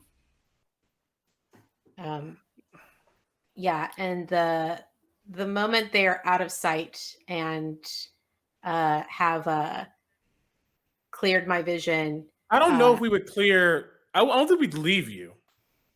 Okay. No, we're not. Yeah, I think it's more so just like pointing, making sure this thing isn't going to immediately, whatever's going to happen, but I don't think we're going to leave the room. you should leave the room. But I'm gonna say you're all gonna take a stress because you're watching his chest literally like plunge out, and you know it's in there because you've seen a dead one, so you know what that is. You just haven't seen a live one, so you're stressed at this. You're just like, what? Like this is what she was talking about. So everybody take a stress, witnessing his chest like literally bursting from the inside out. It hasn't broken out just yet. And Cord is ordering you all to back off. okay. I draw my sidearm and fire at it. Ooh. I was like, was Cord about to do something? I just want to make sure that. Yeah, Cord, I you were gave setting something up. Cord- every move. Yeah. Yeah. Was Cord about to do something? Yeah, go for it. I'm good. Okay. Are you sure? Yeah. Okay. I'll pick my moment. Okay. Just know that there is one coming. Okay. All right. That's scary. Moment in the queue. Yeah, I know, right? I draw my sidearm and just because at this range it just makes more sense. So draw my sidearm and fire. And that's gonna be Make a roll. I did. Just did. All right, so no success. Do you want to push it? Yeah. Okay. He's screaming in agony, and all of a sudden just unload your sidearm. So one success, you hit him. I'm aiming at the chest. I'm not I'm gonna say you're aiming at the chest. That's fine. Yeah. It's all right. There's nothing structurally important physiologically in there to the human. No, you're all right. Walk it off. Sailed. Yeah. So you fire into his chest. As you do so, his chest continues to like plunge outwards, and all of a sudden blood sprays on you, and you're just unloading your clip into his chest. Why is that roll not working? All of a sudden, this little creature like pokes out after his chest bursts open. It looks around and looks over at you, Staff Sergeant Mark Antonio, and just like hisses and lets out a squeal. You shoot it. You hit it. You damage it. What's the damage on your gun, actually? It's 1 point. What 1 gun are point. you using? Yeah. Okay, My you service hit pistol. it, and it goes right through it. It screams at you, and then it just like skitters away, just down the archive halls, just like leaving this trail of blood behind it. And you can hear it, and it just kind of disappears into the darkness. And the lieutenant's lying there, chest completely ripped open from the inside out. I'm sure the bullets didn't help. Yeah, the bullets didn't help, Okay. but you did hit this thing. You did hit it. Okay. You did shoot it, and you did do damage to it. But it wasn't enough to kill it. And it was identical to the thing that Cord is carrying with them, the dead one in a jar that you have. Yep. Everybody different takes when they're alive. Oh no, I give you stress already. I Yeah, give you you give stress stress. already for plunging through. You're not going to take another one. Okay. One Marine down. We need to get down to this basement, get this urn, and leave. I believe that is very much the agenda. Yeah. What do we hear of that skittering? Because I think of predators. I think if there was something that was toying with him, wants to feed on him, here's a bunch of ruckus right around its food source, might want to come looking. Go ahead and make me an observation roll, please. Sure, yeah, that's what I do. Yeah, that's exactly what I do. You're kind of consumed by the situation. You look, you're scanning, you got your light going everywhere, and you're not picking anything up, and you keep kind of like going back to where that thing ran and seeing if it pops out again. You're not able to pick up anything else unless you want to push it. We might not be able to especially. see, but our pups will. Can I see where this extra life force now is? Oh, yeah. It looks like it's in the walls. Valid. What about the two that are above? Still there. What about the three that were below? Still there. Okay. Still there. Cool. They're, like, again, it doesn't give away their positions. You just know. Yes, what we can floor know they're that on. So, they yeah, are they're exactly. still present. But the things on the second floor are not on the first floor, which is what matters. Correct. Yes. yes. Yeah. And I am like fumbling, and I get my holotab. Nothing is here yet. The hell is going on in there? Everything. You don't want to be here. Got that damn right. So, I look at the sergeant. We follow your lead. Only way out is through. Let's go. All right, so you cut back to the stairwell, head in that direction. Heading down. Let's do. I don't see. I'm stressed. I am stressing on it right now. Okay. So, Archie, you got any more of them electric grenades? I have like 2 more. To be fair. All right. To be fair. I have like 2 more. I mean, we don't know what's going to get these things, what ain't, but like I say, I don't think we're going to find any more living folk in the basement. We're if there's at least one down there.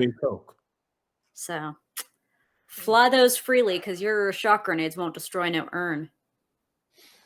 Our rockets will. Reminder, there was a shotgun there also. If somebody wanted to grab the shotgun left behind by the now deceased lieutenant. Yeah, it's not like he's using that. Yeah. Yeah. Oh. If Staff Sergeant or Comtech ain't feeling it. I do not. I CB wants to wield a shotgun. I just don't think Archie would. I don't think that doesn't make sense for him. Go ahead and search for it. Yeah, fine. I'll take the shotgun. Because we're in close quarters. You are in close quarters, Yeah. and you're going into a stairwell, which is even closer quarters. Yeah, I'll take the shotgun. True. Okay. All right. So you cut back to the direction you're going, back towards the elevators and the stairwell. You're walking through more of this. You can still hear skittering above you as you're going through. And you can see the elevator ahead of you. The door is open, and a bunch of that black resin is kind of pried open and all around it, and it's stuck open. You can see the shaft. The elevator itself isn't there. You look up with your light, and you see that it's stuck up on the second floor. And the stairwell door is in front of you. Scrape at the resin with a knife a bit. What's it do? Yeah. It comes off. It comes off. It's hard. It's hardened, but you can scrape at it and kind of it flex off. Okay. Have any kind of anything perceptible to it? Anything interesting? Because I've never seen this before. I'm just taking a look, trying to figure out what we're working with, trying to see if maybe, this is the kind of thing that Lenny could shoot through. Because the windows are covered in it, for instance. Yes. Yeah, a high velocity bullet, like from a sniper rifle, could go through this. Yeah. All right. All I'm saying, Lenny, is the blackout ain't blackout if you put a bullet through it, and there are 2 above us. All right. Good to know. Good to know. Don't be shy. All right. Who's entering the stairwell first? I'm still running point. Mark Antonio's running point. First, all right. it's going to be me. So you open that door, and it's concrete stairwell, fireproof stairwell. You go in there, metal railings. Just kind of scan up and down. There's no noise in there. So you start heading down to the basement. Who's at the back? I feel like that would be Big Red's spot. Yeah. Yeah. Big Red's has to be someone who shoots a gun. Yeah, I'm trying to think. I'm probably behind Eddie. I have the navigation. You mean Sarge? Yes, Sarge. Everybody go ahead and make me an observation roll, please. SETI. Including me? Outside? I'm going to jump to you in a moment. Okay. What am I rolling again? Observation? Observation. Archie. I am stressed. Wow. 4 successes. All right. Mark Antonio, Cord. Mark Antonio, make me your stress roll, please. You're good. You're holding together. All right. So the only person who didn't make it was... no, did everybody make it? Nope, I did not. Okay. Everybody else made it. So you're going down. You're hearing noises. And then all of a sudden, something causes you all 3 of you to turn around. You first, Archie. You turn around, and you know how stairwells kind of like zigzag down, right? Mm-hmm. You see above Big Red, who's at the back, you see this like long black tail kind of like dangling down behind them from the stairs above. Behind Big Red. Red? Above and behind, kind coming from the stairs right above Big Red. Do I see anything else besides the tail? Just this long tail down, wrapping around. Not around Big Red themselves, but you see this. Big Red, something's right behind you. Let's. You spin around, you see this thing, and all of a sudden, this creature, this thin black creature, this long, elongated head, really skinny body, long arms and claws, like jumps down towards you. Let's do initiative. Sure. Let's do. What's initiative again? The moment has arrived. We're doing cards, so I got my handy dandy cards here again. The cards, yes, The the cards. All right, so I'm shuffling the cards here, so we can see I will not stack this against the PCs. Cards are shuffled. We're gonna go in order of the overlay again. So Cord, you're up first. Cord, you got a 1. You're first. Cord is quick draw. They were last time, so this is good. Mark Antonio, 3. That's really good. Mm-hmm. I'm dealing you into this, Lenny. Okay. You got a 10. Okay. Makes sense. Yeah. In truth, yes. Archie, 7. Okay. Big Red, 9. Oh, damn. So it Xenomorph, ends. So it ends. Xenomorph, 4. All right. So we have our turn order. Whew. Cord. I need to write this down. Cord, you're up first. So you turn around and you see this creature just like descending down on Big Red, and it lets out the high-pitched squealing scream. Maybe if we'd ask it nicely to just go away. I bet Ridley Scott never thought of that. Yeah. Take that, Ridley Scott. Hey, could you please leave? Oh yeah, sorry. Yeah, no. Sorry. You were in my house, so I thought, never mind. It's cool. Go ahead. Sorry about that. By the urn's over there. All right, You were in my chest, dude. Come on. I know. I thought we were buds now, but all right. Just friends. I've seen your heart, man.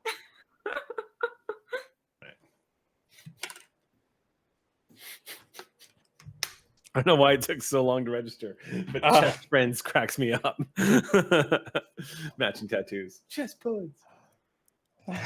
All right, Cord, what is your move? I would imagine that I am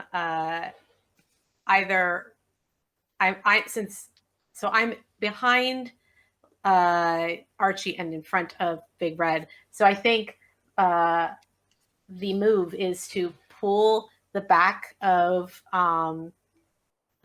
Big Red's shirt, like pull him back, try and get him clear of this thing. Okay. Yeah. That was a fun sound. Every party should have a bishop. Go ahead and make me close combat. That's what's used for like grappling rules and things like that. So we'll use that for this. We're not going to do a resist roll, obviously, because Big Red's not going to resist this. But just go ahead and make me a close combat roll, and it's going to be you pulling them Let's see away. how this goes. No successes. No success, Can't and push. unfortunately, androids can't push. So Right. you lunge Big Red, and you're unable to pull them out of harm's way. You do have a move as well, like a fast action. Remember, we have 4 fast actions and slow actions in this. Failing to grab Big Red and pull him back. What happens after is that Cord immediately takes a few steps back down the stairs, kind of pushing against the people behind them and kind of like trying to get some distance. Okay. Yeah, and you're all in a stairwell, so you're all bunched together. Mm-hmm. I like it. Mark Antonio, over to you. Am I able to get in front of Cord and Red and in between?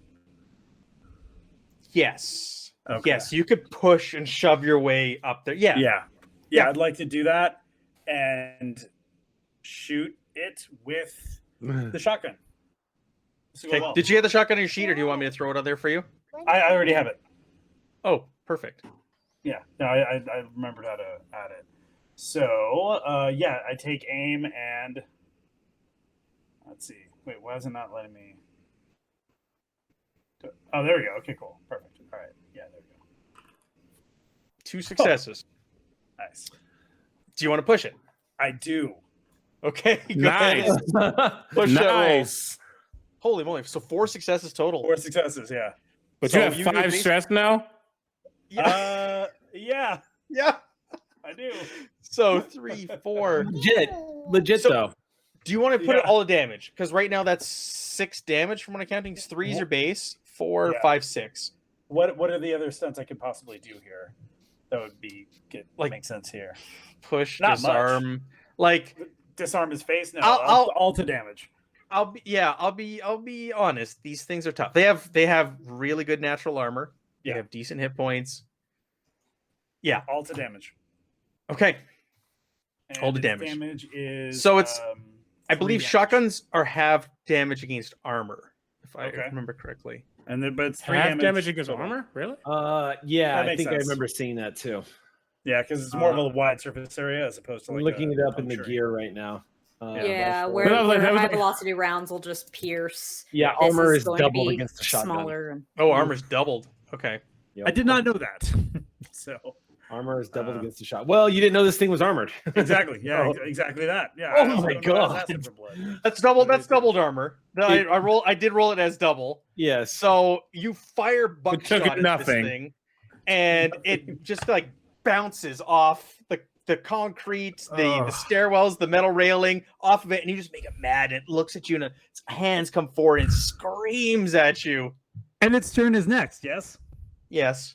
Okay. You know, okay. So the way the attacks work in this with the xenomorphs is the same way that attacks work with a lot of creatures in Forbidden Lands. I roll on a random table, so I can't just select like I'm going to pick on you, Mark Antonio, and I'm going to do my worst attack I can. It's random. I don't know what's going to happen, and the game mother doesn't get rerolls, so I do have to roll to attack and hit and all that good stuff as well. Okay. So there's a chance it's not going to be instant death. So let's roll on the table.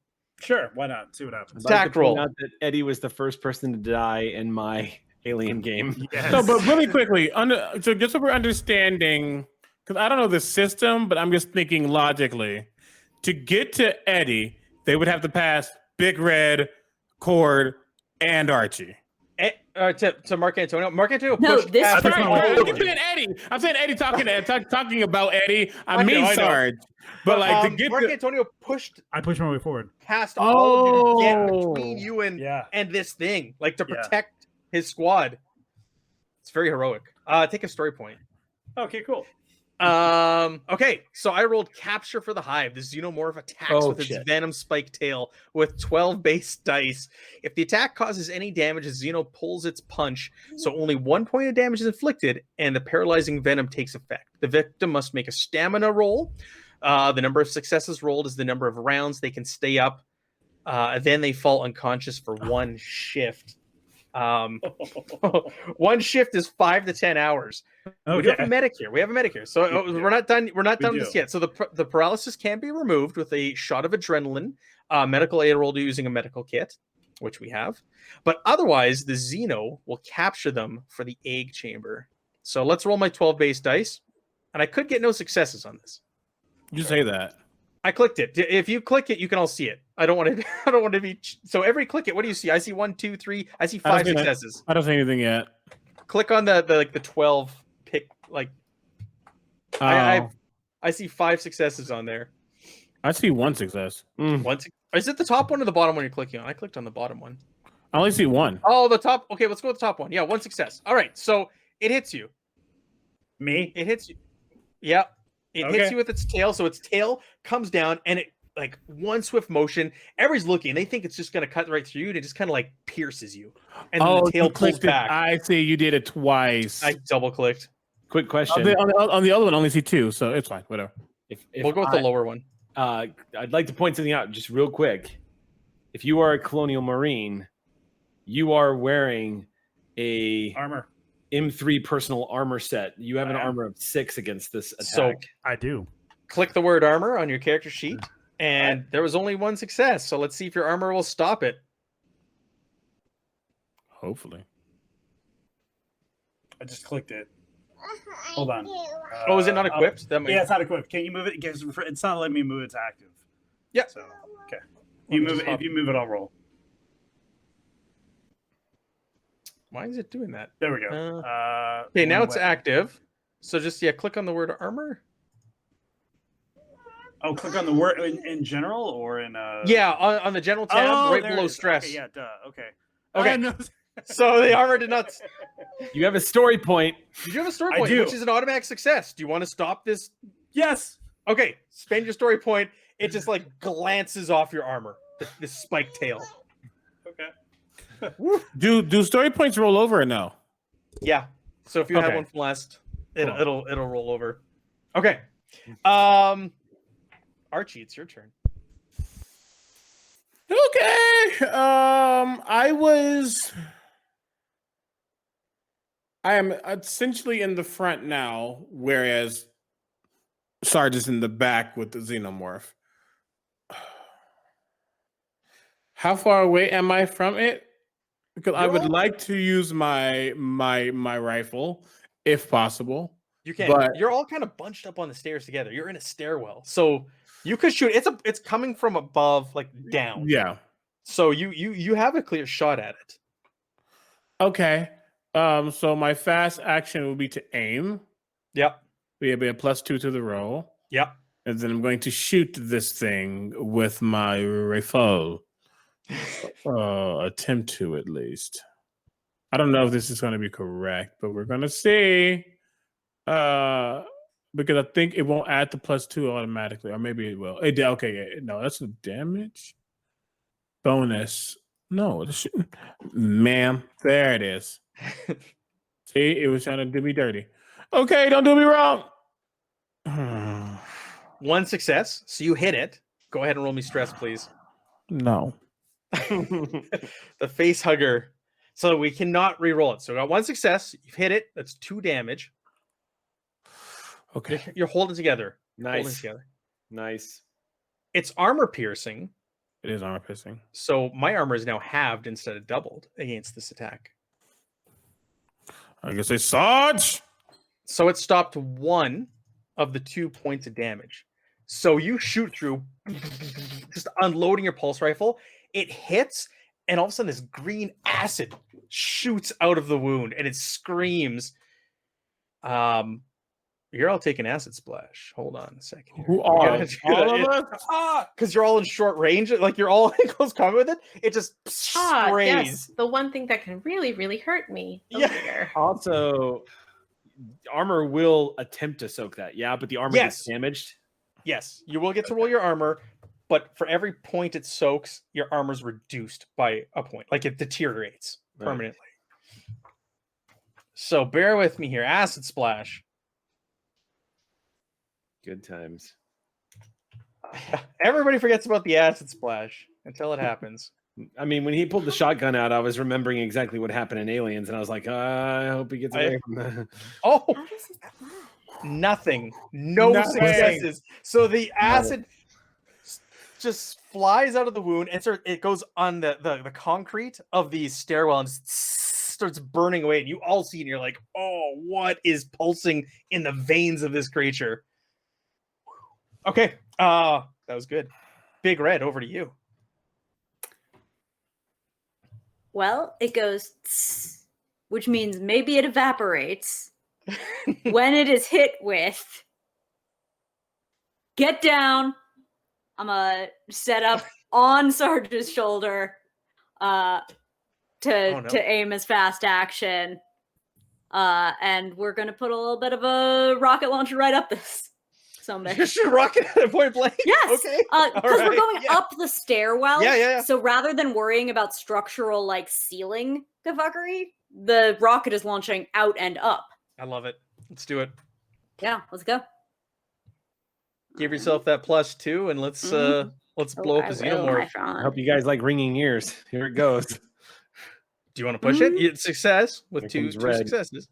I do not, and I'm going to use one of those successes to push backward. That way, if somehow rocket launchers cause acid splash, the projectile force of this rocket is also pushing this boyo backward.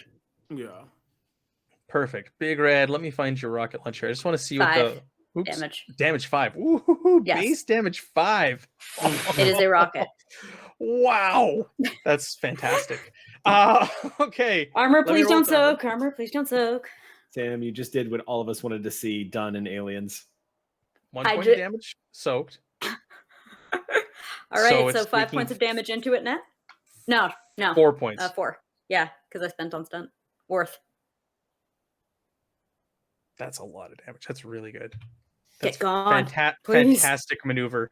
Okay, so you fire, you get yourself clear, but acid is going to just spray in the area after it's hit with this rocket. You blow a hole into it. Does the push get it back up out of the stairwell so conceivably it could be LOS to Lenny? Like in the room rather than just the stair? Line of sight to Lenny? Yeah, because I mean, I know that, like... Yes, yeah, let's do it. You're going to blow a hole in the stairwell. All of a sudden, Lenny, you're outside. All of a sudden, you see like bricks just fly out the side, and you see into the stairwell, and you can see the 4 of them huddled in the stairwell together, guns drawn. You see this, like, you don't know what it is, this black creature, like, clinging to the roof. It's going to die. So let's roll splash damage. So 3 points of splash damage. Everybody go ahead and roll your armor, please, to soak the acid. Okay. So, for every point of acid damage your armor soaked, reduce your armor by that much, but you also don't take that damage. But your armor's been deteriorated. But if you take the damage, I'm taking 3 damage. Take 3 damage. I'm down. And acid keeps burning. The way acid works is it halves every round. So if you took 3 this round, it'd be 2 next round, 1 next round. It goes down by 1 every round. It rounds up? No, I'm sorry. It goes down by 1 every round. Okay, so 1 more next round. So this will just kind of keep burning and eating through you every round. It's a fan, apparently. Do I need to roll on the critical roll table? Critical roll table. Because I'm at 0. Or am I dead? Yeah. Well, let's see where this lands. It's one of those things, like, acid's not going to decapitate you, so it'd be weird if you rolled a 66. Like, valid. Go ahead. Let's roll 2d6. Roll me right? 2d6, please.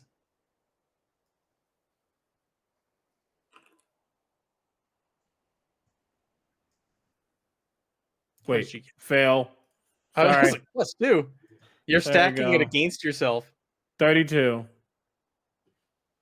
Okay, 32.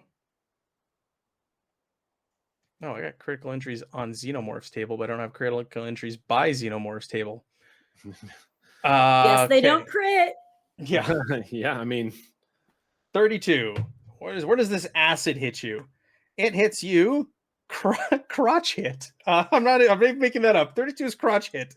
1 point of damage every 1 point of damage at every roll for mobility and close combat. Close combat, but like euphemistic close combat? I don't know. Crotch hit. So it burned right through the cod piece on your armor. Oh boy. Does the armor have a cod I feel as if the xenomorph knew something that only So they actually, so I know this because I painted minis from Aliens recently. The armor actually does, there is a piece like from the movie accurate armor. It hangs down over the groin area. There's like an extra piece that hangs down, which is interesting. There is a cod piece. Okay. there was. Okay, so you're down. So you Arch's down. Anybody else down? No, I still have 4 armor. I went ahead and soaked all 2. Wait, how much 5. damage did I actually soak? I don't know how much damage was actually done to us. 3? It rolled 3 acid damage. Yeah, I soaked 2 with my armor roll, so I only took 1. Okay, This is definitely gonna make a story to tell.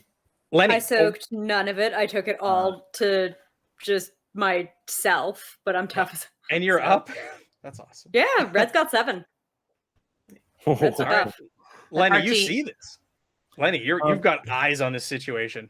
2 questions. Is the street still clear? Yeah. Street is still clear. Second question. Taking everything into account, the debris clearing, the obfuscation, stuff like that, what I can see through into that wall now that just got blown up, looking into the building, through my scope, was I able to see the acid splash and the effect that it's having? Yes. Fuck. You probably also heard screams of, "Oh my God, it's acid!" Yeah, you Oh my heard. God, it's blood, it's You heard acid. the blood-curdling scream of Archie, Yeah. and then it was abruptly stopped as he hit the ground. Yeah, I think that's Court's first thing is that as soon as they see Archie drop, they are probably going to start tugging him down the stairs, like towards safety. Like they're going to let Big Red and the Sarge take care of this, but they're moving Archie away. Okay. Do I see? Is anybody still within arm's length of the creature? No, I pushed it. Yeah. Oh, okay. That's what I used my stunt for. Push I was the trying to distance. get it clear of the acid range. Didn't quite do that, but we're not in arms. Arlene slowly exhales and gently squeezes the trigger. Okay. Are you doing an aim action? You're gonna give yourself +2 on that? Yes. You're a sniper. I thought I'd ask. Yes. There will be aiming here. So then I'm gonna go to ranged combat. I'm gonna right click this. On your sniper rifle. Do it on your sniper rifle because Oh, it'll my take sniper in rifle, your that's right, bonus it's dice for the inventory, right. weapon. So what's that? It'll account for the bonus dice on your weapon if you roll it on your sniper rifle. Okay, in so inventory. I'm gonna include the base modifier of 2, but and it's also a favored weapon. Is that's factored into this already? No, I don't No. believe so. Okay, then I'm adding 4 dice. Okay. Fire. Dang. Do you want to push it? You have 3 successes. Yeah, I'll push it. I'll take a stress. All right, how many successes do you have in total? That's total of 4 successes. 7 successes. 7 7 successes. successes. That's 4 more on top of the 3. Yeah, so 7. So 6 net successes, 7, Wow. 8 damage. It's armor piercing. Yeah, so Delicious. half damage or half armor. I mean, sorry, only stops 1 point. Yeah, it's dead. How do you kill this thing? What does this look like? What does the kill shot look like? This thing is just in mid scream when it stops abruptly, and then crumples to the ground like a puppet just got its strings cut. And there is a smoking hole in the concrete next to this thing's head where the bullet just went right through. It was such a clean armor piercing shot that there was nothing, just dead. Perfect. And you have more than enough successes to kill it outright. So if you want to, I will say, like, do you want to spend one of your successes to kind of like the force the blast pushed it away from them also even further? So thanks to Big Red pushing it back and you also kind of propelling it back to avoid another acid round. I mean, Right. the way Lenny's looking at this is like, okay, let's see, how can I shoot this? Let's pretend I'm shooting a water balloon. How can I shoot this thing where it doesn't splash everywhere? Oh yeah, okay, yeah. So I like he aims for. He's not aiming for the bulbous parts of the head. He's aiming literally for like this thing is skinny, so it's like how much I could probably do a lot of damage with an armor piercing round to a skinny creature like this. Yeah. So let's find something to shoot that looks bony. Yeah, take a story point there, Lenny. Oh yeah. Oh yeah, because of my my Act 3. Oh man, I gotta go review everybody else's. I just thought of yours as you're describing this. Can I tell them what it was? Or do we go want to keep it a secret? Wait till after. Wait till after. We'll do it at the end of it. Okay. Let me look at everybody's here. Big Red, you take one. Cord, you've been playing yours. I know you still got something up your sleeve. You told me, but yeah. Archie, yeah, and Mark Antonio. Everybody gets a story point for this agenda. All right, we're going a little long here. I hope that's okay with everybody. We've got one room essentially left. We've got the basement, so we I am going to, just like Eric did on a previous session, I am going to give myself a stress point from the acid scalding me. It's probably, honestly, I think it scalded some of my face. Did you actually go unconscious? Yeah, we haven't dealt with Broken. that yet. I haven't actually had the chance to do my thing. Damn. So, yeah. As soon as I've got Archie kind of clear of what's going on up there, I kind of prop him up against the wall, and then I take a step back and I just sort of look at him for a very long moment. And you're conscious, Archie. When you're broken, you're still conscious. You can crawl and talk, so you see this. Give me one good reason why. I can't hear you. You're muted. Crap.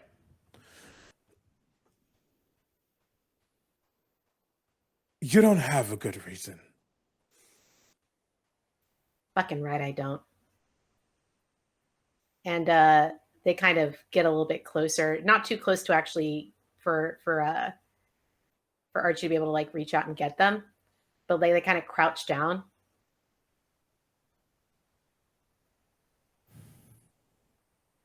We make it out of this alive, and you and I are going to have a little talk.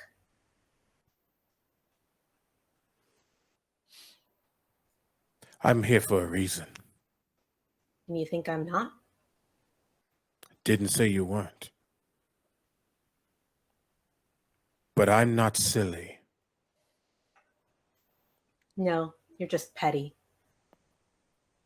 And I'm observant. And I know that you haven't been the same since that happened.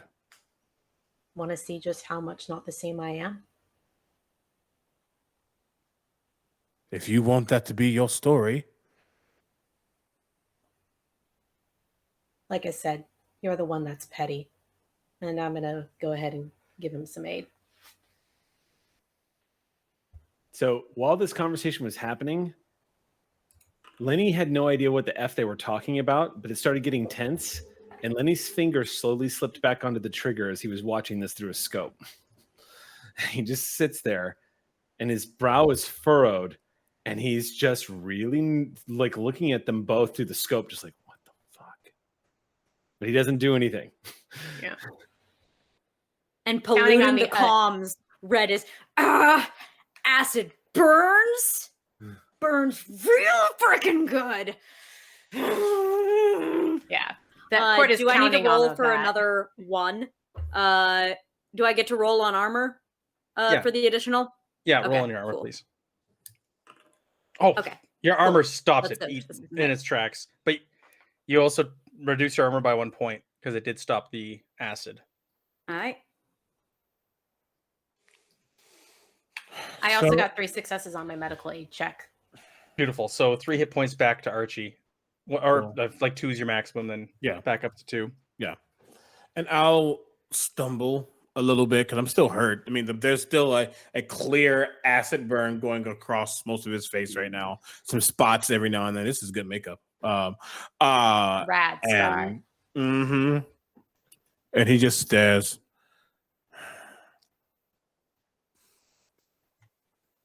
Thank you.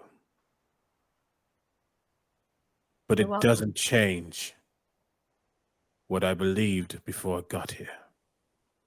If anything, it confirmed everything. Really wish I gave a shit. I wish I did too. And he's gonna stumble. Not be well, but gonna stumble. You're gonna hear Lenny in your earpieces as he says, "Y'all ain't helping my morale out here." You weren't in here, but thank you for killing the thing. Lennox, we got to go down further. It was serendipity that Red's rocket gave you that shot. Hell no, it wasn't. Red knows what they're doing.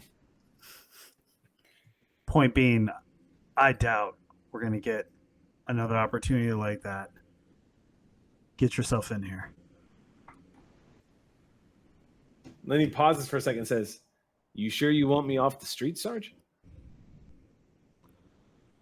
We got to go. Pause. We got to go further down, right? Like we got to go further. Like, and I'm thinking now. Is he going to? If he has a clear shot? No, but I mean, he won't in the basement. He won't have a shot. At this point, I'm just like Lenny will go. If you tell him to go, he goes. But like his hesitation is he's a sniper, so he's like, "You want me in the hallway?" Kind of like, yeah, no, you're no good in the hallway. He'll go where you tell him to go. Totally. So coming back into it, I need you to be able to take shots like that. Put yourself in a place where you're going to be able to get a shot like that when we're down in the basement. I trust your judgment. Lenny pulls the rifle up and says, "All right, here I come." Hey, Backline's finally deigning to come up off his high ground and say hello to us. Oh, look at you, not covered in acid. You cutie patootie. Come creeping across the like I'm like, I'm still trying not to get shot right now, if you don't mind. And he's like hunkered down low as he's running from cover to cover to get across the street. 2 questions. Do you grab your gear that you dropped when you got into your position? No. And do you just want to hop through the hole that was blasted into the wall? Because they were like ground floor going down to the basement. So technically it's like ground level. You could just kind of like hop into the stairwell with them and go that way instead of going through the front door. I'll hop down. Okay. That works. Reloads the gun. Everybody who took any damage in that encounter, don't forget to give yourself a stress. I'm at 4. I think seeing the alien also gives you stress. I know that you have to be. Isn't it like? Oh yeah, thank you. Yeah, if you saw the xenomorph, you take a stress. Thank you. Yeah, so I'm gonna take a stress on that one. Yes, I'm at 5 then. And I am now at 4. My poor humans. Red's fine. They're smiling. That means they're fine. Somehow I didn't take damage in that fight. Somehow. Okay. I would like to do something that Big Red did earlier, and take my scalpel and kind of scrape it along the resin and try and get some of it into like a little vial or something. Sure. And cork it and stick that in my packet too. Yeah, for sure. You do that. No roll needed for that, and take some samples. Okay.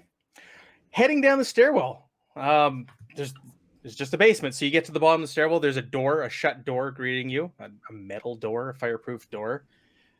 What's our course of action? Fling it open, listen, observe. What do we want to do? No, I throw a grenade in. What do we? I'm in the very back. Yeah, okay. Oh yeah, you are. I'm facing behind us. And the stairwell going down, so you're still kind of up, like you're higher than everybody else, looking back. We'll say. Yeah. There's at least one more full grown and one baby. If I can just ask a question about the door first, Eddie, that's cool. Please. It's a metal door, which means we would see any material smeared on it. Do we see anything on the handle? Because I'm thinking if they all had to come up from below for this door to have been closed, something closed it. Craigman going upstairs, or if there's no smear, it was closed on the inside. So what do I see? Or Miranda, hypothetically. No smear. No smear. Okay. All right. I to Big Red. I just kind of like eye at them and then at the door. So we're basically going to be at opposite sides of the door jamb. And I've got I test the handle to see if it's locked or unlocked. Unlocked. Okay. As they're doing this, I'm looking at the holotab to see has anything left since a lot of noise has been made. Yeah. What's the difference? I mean, I can't see positions, but what's the difference? You still have 2 life forms in the 3. I'm sorry, 3 life forms in the basement. And you're picking up 1 on the main floor now. Got it. And nothing on the top floor. It's come down. Something's come down. I looked at Archie and let you communicate that. All right. and I have rifle. Actually, no, I have shotgun. And we'll basically I'll open the door. I clear that side. Red, you clear that side. 3, 2, 1. Here we go. Open the door. Shotgun up. So it's basically, think of it like an X. My line of sight is around one corner. Their line of sight is around the other corner. Okay. You fling the Hey, door can I open. get napped before we go through? Sorry. Yeah. I'm so You want sorry. to Just, hit yourself like, with some nap relief? Just this is the time Yeah, to do it. We were agree. saving Yeah. it. This is what we're saving it for. yeah. Anybody Yep. want some I nap want to relief? start clear from a all that low stress? basis. Anybody everything needs goes- some nap relief? I got you. I'll take Cord. some. You I know you taken were offering one to of- shoot me up before. I will kindly accept at this moment. There's a nap Ah. relief for you.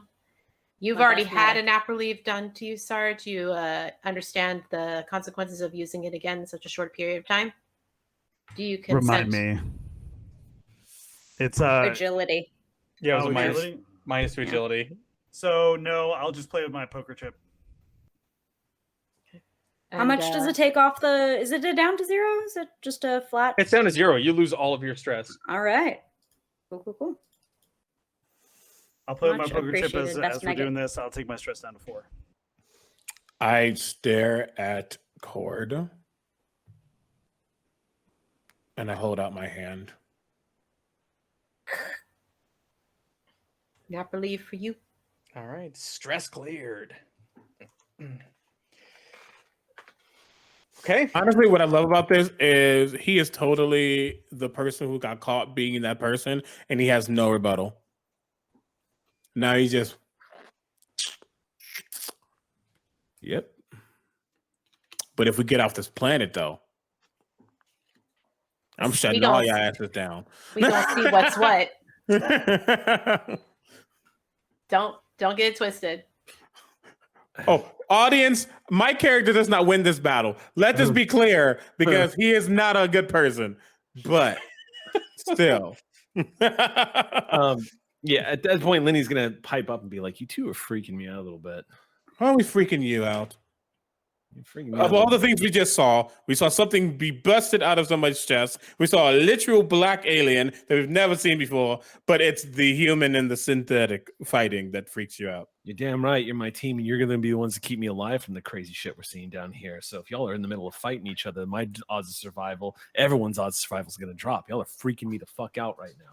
We're not fighting, we're having an argument. Arguments don't mean we're fighting. Okay. It's a debate. I'm happy to hear God, that. you sound like my parents. Are they the parents of this group? That's bad. That's Big reveal. bad.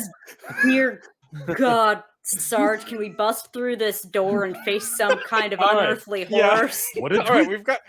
Let's do just that. We're Do it, taking the let's go. nap relief. Let's Yeah, bust let's this go. down. All right. So you swing the door open, shotgun ready. Again, this is a fire door, right? So it's meant to close. So you put your body between it and closing itself again. It's not like it slams into you or anything, but and you scan the room. It looks like this is a boiler room. See, a furnace. Like this is where the guts of this archive or library is. You scan the room and there's rubble and debris everywhere because the Cheyenne drop ship has crashed into the far left corner of the room. You see the cockpit. It's all cracked and shattered. You see that there are 2 dead Marines in here. Chests splayed open, much like you saw with Kreutzmann up above, but they look like they're cold. They've been long dead. You see their supplies, their gear is all kind of stacked up in here. You see pulse rifles, a smart gun. You see shotguns. They have rations, medical aid kits, and amongst the belongings, you do see the urn stacked. It's all stacked like kind of like underneath the dropship. So the nose has come down. It's kind of hanging into the room, and they've set up underneath the nose of this Cheyenne dropship. How big is the urn again? The urn is roughly like 24 inches. Okay, but it's small. High. Okay. It's small. You could put it in a backpack. And If have you seen Prometheus? Mm-hmm. Okay, you know what I'm talking about. Yeah, I know what's in here. Don't Yeah, drink what's in the I area. was just making sure. Okay. Mm. All right, Do so we you see any other entrances or exits? it looks like this is the only way in or out. Though the drop ship has crashed through 2 floors. Right. So that Hypothetically, could they be can another- go. I'm trying to rule out my things. Do the Marines look munched on? Because Craigston said they were toying with or munching. Like, yes. That reminds me. Sorry. Thank you for reminding me. There is also a UPP soldier down here, lying. And they let out the occasional like moan. They look like they're conscious but barely conscious, and it looks like it was also being used for food, like the lieutenant upstairs. Too. So this is one of your life forms that you picked up. Yep. It's definitely breathing. He's alive, but it's been toyed with. I look to Cord and I say, Cord, can we? Is the just so that I'm clear as a player, is the move here that I'm gonna collect this thing? Are they can we save them? Are they beyond? Yeah. I'm gonna give it a look.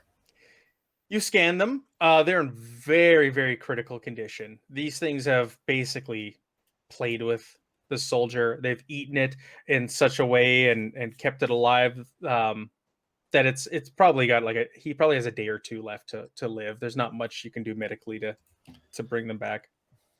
It is my medical opinion that this soldier is unfortunately beyond my ability to care for at this time.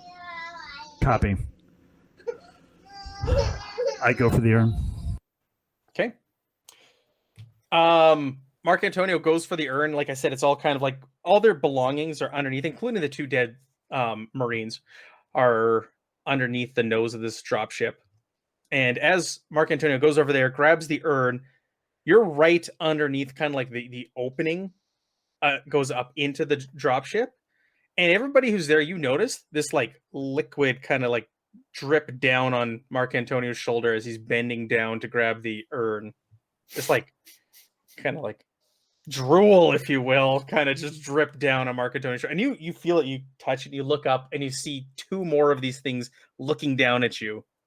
So my plan was, as they walked in, obviously I don't need to holotap at this point. We all know that 3 things are here. 3, not 2, 3 things are down here, which means prepare.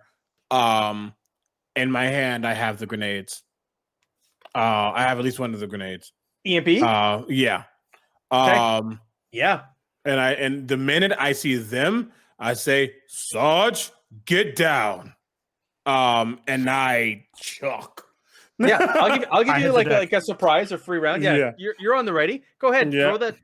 And those grenades are so good. Go ahead and make me your range. Just roll range combat for it to make sure they hit mark. 1 second. Sorry, I need to do a thing because somehow I deleted them. Greek chorus. Sorry.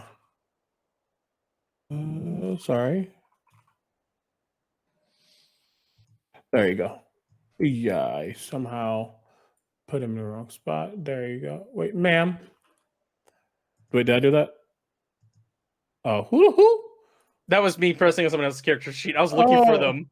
G2 electroshock grenade. I was looking at what they were called. There we go. No, they're actually on me. Okay, cool.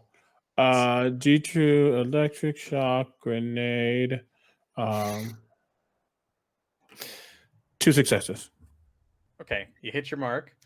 So, Mark Antonio, you're gonna have to roll this also. You have to roll stamina -2. Since I got 2 successes, is there a way that I could have aimed it higher? Okay. Or aimed it more inside? We're doing like skee ball. You kind of roll it and it's up and in. I mean, no, if it's not possible, I get it. But like, since I got the extra success, can I try to aim it better so it doesn't really hit him, but it hits them? Yeah, you can stunt it. You do have stunts on. I like it. Yeah, no, that works. That definitely works. So that's nothing for me. So no stamina success. You do have story points. If it's but I just since I got the extra success, I'm making it so it won't really hit you. Yes, Archie made it so that it's like thrown up and in. So use the success to not get you in the radius of the blast. Because not like they do damage anyway, so I might as well just I'd rather it not hit you versus hit them harder because it still hit you, and that would be a problem. Definitely. Yeah, unsuccessful. So Archie tells you to get down, tosses this thing up and in. All of a sudden, it like hovers forward and then levitates up the opening into this dropship, and all of a sudden, this electric shock grenade goes off, and these two creatures just drop out, and they're just kind of like twinging, and they can't react. Like they're immobile at this moment. They appear similar to the one you fought in the stairwell, but it seems like they're not as far along in maturity as the other ones. It looks like these ones are younger. They're still big. They're like 2.4 meters tall. They're big. These are big creatures, but they're not as mature as the one you face in the hallway. And they're just on the ground. They're shrieking. They're letting out these screams, and they're shaking as they do so. And Sarge has the urn. Sarge has the urn. We leave now. Yep. Objective secured. Let's go. This is not the time to be, I want to kill everything. This is get out. At least that's what I'm doing. I shot my bug with a rocket launcher. I have lived my best life, and I would like to continue doing so. Move out. Okay. All right. Back into the stairwell. I mean, I'm not gonna say if they want to do something. I'm saying at least it sounds like at least Big Red and Archie are leaving. I'll know about the other three. I'm not gonna speak for them. I'm in the back, so when you say we're leaving, I'm now in the lead. So when I see you guys running out, he hefts the rifle up and he tears back towards the. Okay. I'm gonna keep looking over my shoulder, make sure my squad's behind me, but I'm going to. Yeah, not leaving without Sarge, lest he try to do some kind of thrilling heroics. Those are not acceptable. I would like to be the last one out, if that is okay. Yes. If the others will let you, I'm good with it. I don't give it. Bye. I think debate over marching order is not a priority right now. Nope. We're gonna. So if you want to be the back, they're already making the door be closed. Other than that, yeah. As we all exit, the xenomorphs behind us are still stunned. Correct. The soldier that is lying kind of prone and halfway dead. Yeah. I pull the thing from my med kit and I do the thing. Gotcha. What we all going? What's the thing? And then I keep running on after. All right. So you just go through? Is everybody going through the hole you shot in the stairwell instead of going through the building again? Whatever. Yeah. Whatever is the fastest egress. You're clambering out. Lenny, you're up first because you were the high stuff. You get up there. You get to the rubble. You start pulling yourself out, and on the other side of the rubble, Mr. Garcia is standing there with his APE soldiers, arms crossed. Just waiting for you. Real quick, I sent you a message. Yeah, I'm just taking a look at it. Yeah.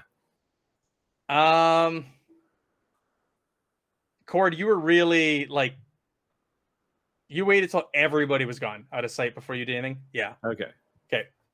So when I see them right in front of me, he's standing there's big stairs leading up into the doors. He's at like the bottom of the stairs. So he's in the street, he's standing there, he's got his arms crossed, he's still wearing his hat and his loafers with no socks. I'm not kidding when I say what I'm about to say. So when Lenny gets to that opening and sees this in front of him, as he's like making like he's about to get down out, he actually drops into a crouching position, and I'm going to drill his skull with a bullet.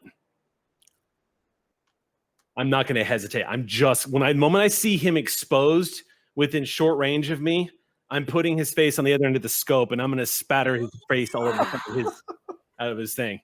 And to think we were ever rivals. He has 4 APE soldiers with him, full big heavy armor gear. Okay. Yep. All right. I'm just confirming. Okay.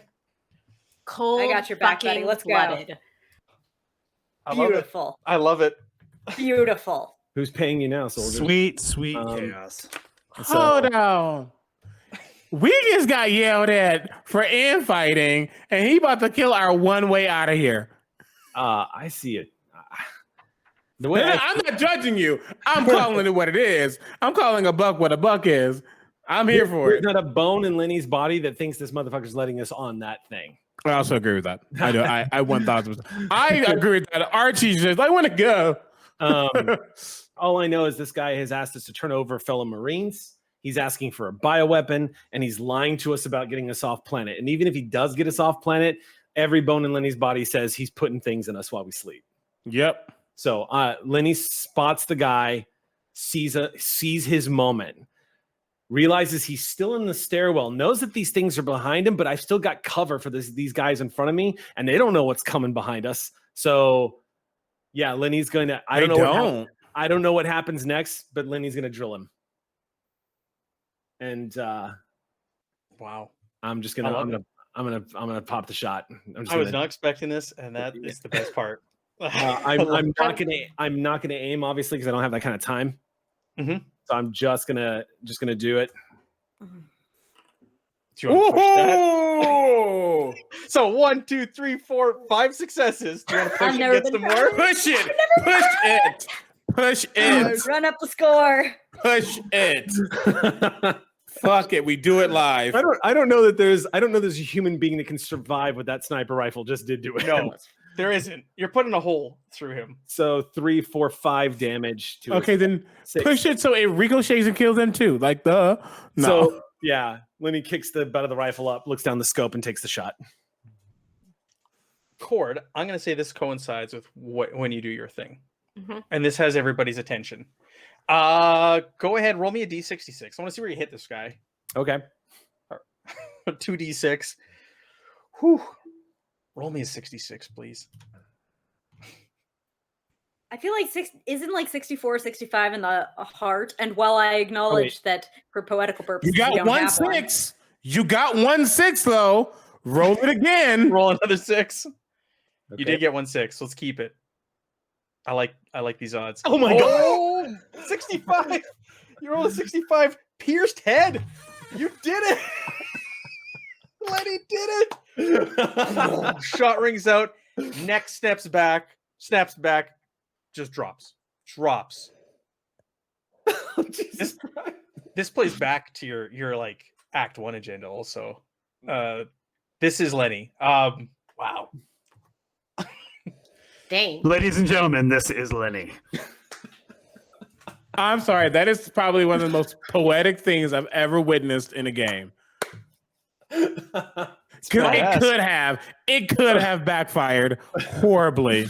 Oh my goodness. It likely will, but I regret nothing. Oh yeah, we're probably dead. Nothing, not a single thing. I'm so happy. I'm proud. In a moment of just like feeling like when upon the sight of that and knowing what's coming after us and what Sarge is holding, like Lenny is like did the math, assumed we are fucked, and like who do you take with you is the question Lenny's asking himself. True. So all right. So yeah, and then as a move action, I'm going to attempt to just drop straight down behind rubble, like cover, basically. Sure. Behind rock. Yeah, Red's got your back instantly. Their rocket launcher is up. If those other 4 decide that they want to fight for their dead boss, you have all my ammo in the world to dissuade them. Yeah. Wow. That was so good. Yeah, I don't care. You said these are like in mechs? Well, it's like heavy body armor. It's not really mechs. Like Fallout armor. Yeah, that's a good way to put it. That's a really good way to put it. Dangerous. It's more mechanical, less electronic. I'll show the picture again to you. This is an actual picture, a screenshot of them from Alien 3. They show up at the very end of Alien 3. Okay. Heavy body armor, full face masks. I see kind of like little goggles they look through.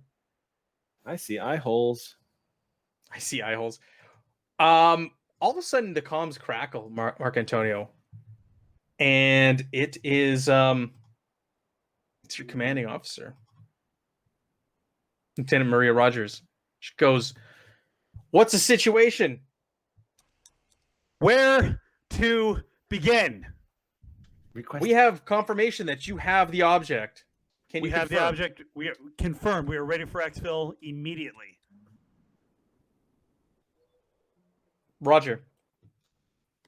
With that, like within seconds, the sky just all of a sudden just like blackens as you look up and you see like a United States Marine Corps frigates start to come into orbit, like a massive frigate, and dropships start just raining out of it, and interceptors and other aircraft on your area and on this city just start raining down. And these APE soldiers look up and they know when their numbers done, and they just like they turn and run, leaving Garcia's body in the streets. As the chaos is happening above, because I think nothing. Okay, I was gonna Hail Mary.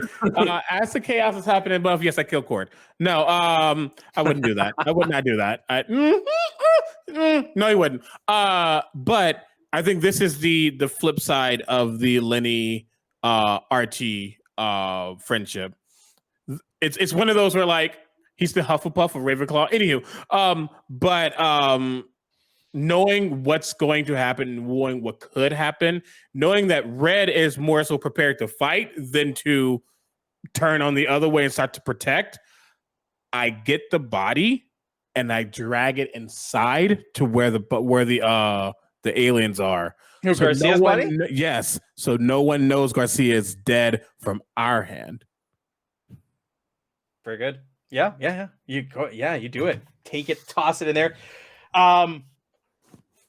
But we need to like get as far away from this library as possible. Well, so where's as you're there, dropships start landing in the streets around you, and the hatches start opening, and you're expecting Marines to come get you. You see scientists and Marines are pouring out, and they go to the building and start kind of roping it off.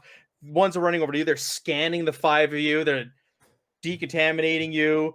A general, you know them as General Vaughn, comes over and goes right to you, Mark Antonio, and asks you, give me the urn. She doesn't even ask. She's, give me the urn now.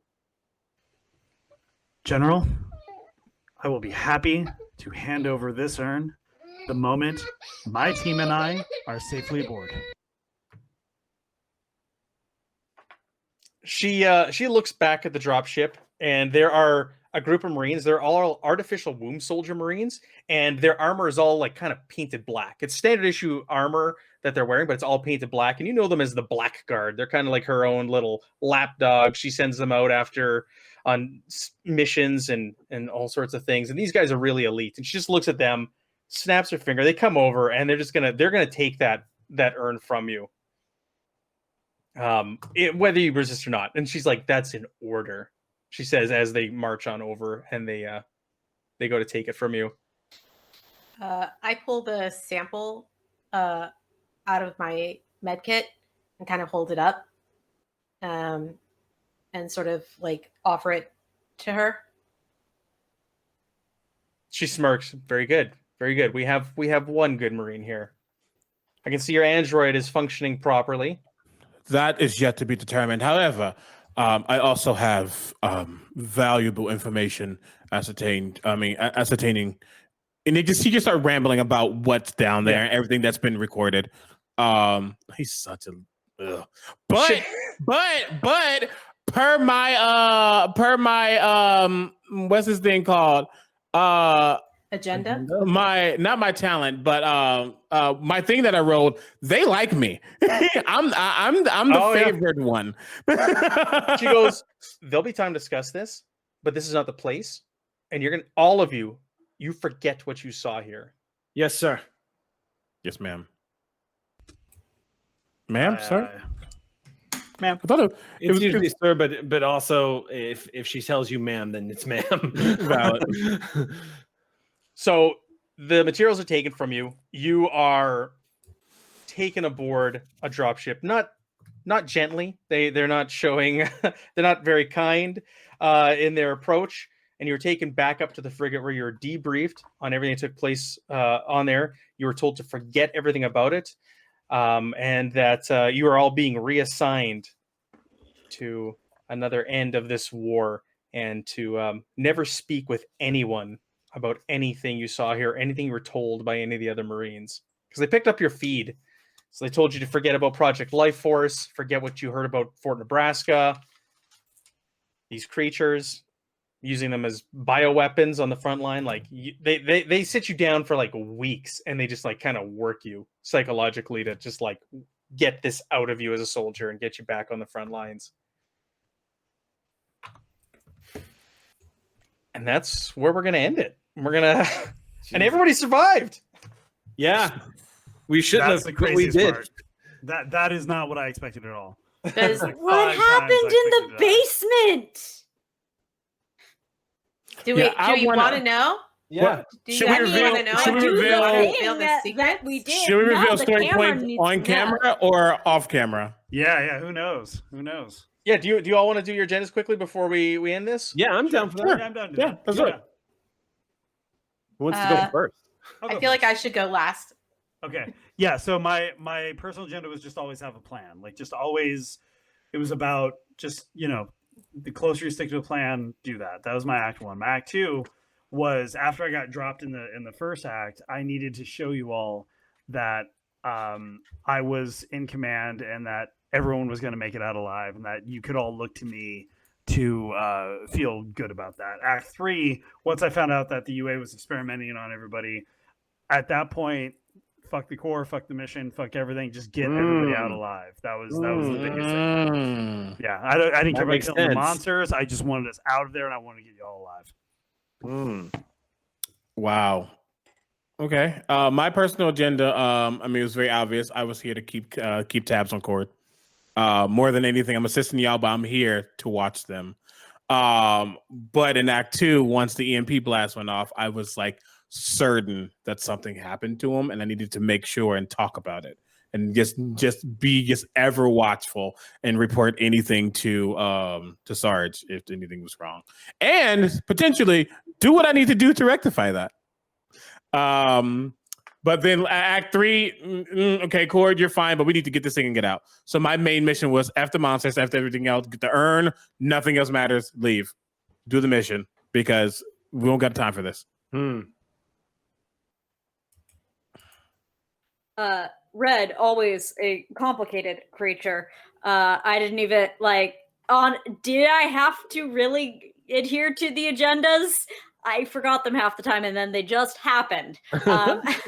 Act 1, I did want to impress the Sarge, be a good Marine, be a strong Marine. Do the job. Act 2, strongest one here, and the UPP will know that by the time you leave the planet. Did I think of that when I got in a brawl? Oh yeah. I just did it, and then he told me later. Act 3, hunt a bug, take one down, pass it around. Way fewer bugs made of slime on the wall, and then I hit it with a rocket launcher. And again, I just wanted to hit it with a rocket launcher, but you get star points for it. So Lenny's personal agenda coming into this was he wanted to stay in the core as long as he could. All he knew is that he was really good at what he did.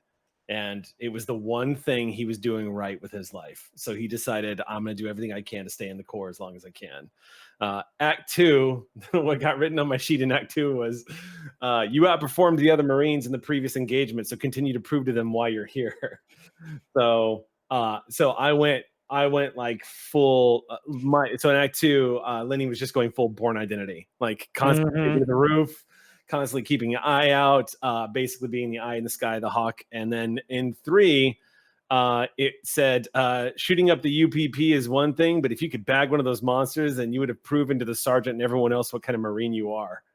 So I got a killing shot on that one guy, on that one alien. And Lenny was feeling pretty good about himself at the end. Yeah, as you should, my friend, as you should. Yeah. I think, yes, you got the killing shot on the alien, but you also killed the real monster. Yeah, I did. Yep. True. That great quote from The Expanse. That great quote from The Expanse where Miller's like, I didn't kill that scientist because he was talking insane. I killed him because what he was saying was starting to make sense. All right. Yeah. All right, Aki. Let's hear it. So obviously my first agenda was that, I'm in charge of keeping the team healthy and safe. I'm pledged to that duty. And then in Act 2, the EMP did something fuckety with Cord's brain. And the thing that kept me from hurting other people or living things maybe got turned off a little bit. So I sent a message to Matt at the end of Act 3. They took Miranda's shotgun and had it hidden in their medkit. The agenda for Act 3 was that my highest directive was to make sure that the UA got their property back. So securing that dead xenomorph and making sure that there were samples of stuff like that meant I fulfilled that objective. But what happened in the basement is that shotgun came out and put a poor soldier out of its misery. Oh, okay. That makes sense. So Android killed somebody. And they're not supposed to be able to do that. Yeah. That would have caused a stress if you saw that. Just so you know, because I was so paranoid, I did not know what was going on with Cord at the end there. I specifically sent Matt a message saying that I was keeping my eye on Cord at all times. Now, having seen, like, Lenny would have been shocked and disturbed if he had seen you push a shotgun to that guy, but that wouldn't have been it. Like, mostly I was worried, like, is Cord gonna hurt Archie? Like, that was I had a couple of times gone back and forth on whether or not I was actually going to try and kill Archie. It was so I love the it. stairwell between that stairwell, like, that's why I was saying Lenny's finger slid over to the trigger as he's looking at the scope, because I was like, what's going on? I'm just so proud you could have done murders on the alien. I was egging you on toward it. I didn't even know you could, but you know what? I knew in my heart that you could do murders. And I don't know if it was I don't know if it was on purpose or whatever, but I just picked up that there was like a slight difference in Cord, like dealing with like Miranda and like the way they were like going forward. And I was like, good catch. Something's weird, but I mean, also that could be me reading into my agenda. Because my agenda literally was watch them. The EMP did something to them. Yeah. Well, good catch. I didn't. Catch if I did, it was definitely very subtle because I wasn't attempting to necessarily act any differently, but I don't know. Maybe I was holding myself. More, I think at the beginning, Cord has always been very much. Very I accommodating. wait. But yeah, I wait. I am reactive versus proactive, and then in Act 2, you were a lot more like go getty, and I'm like,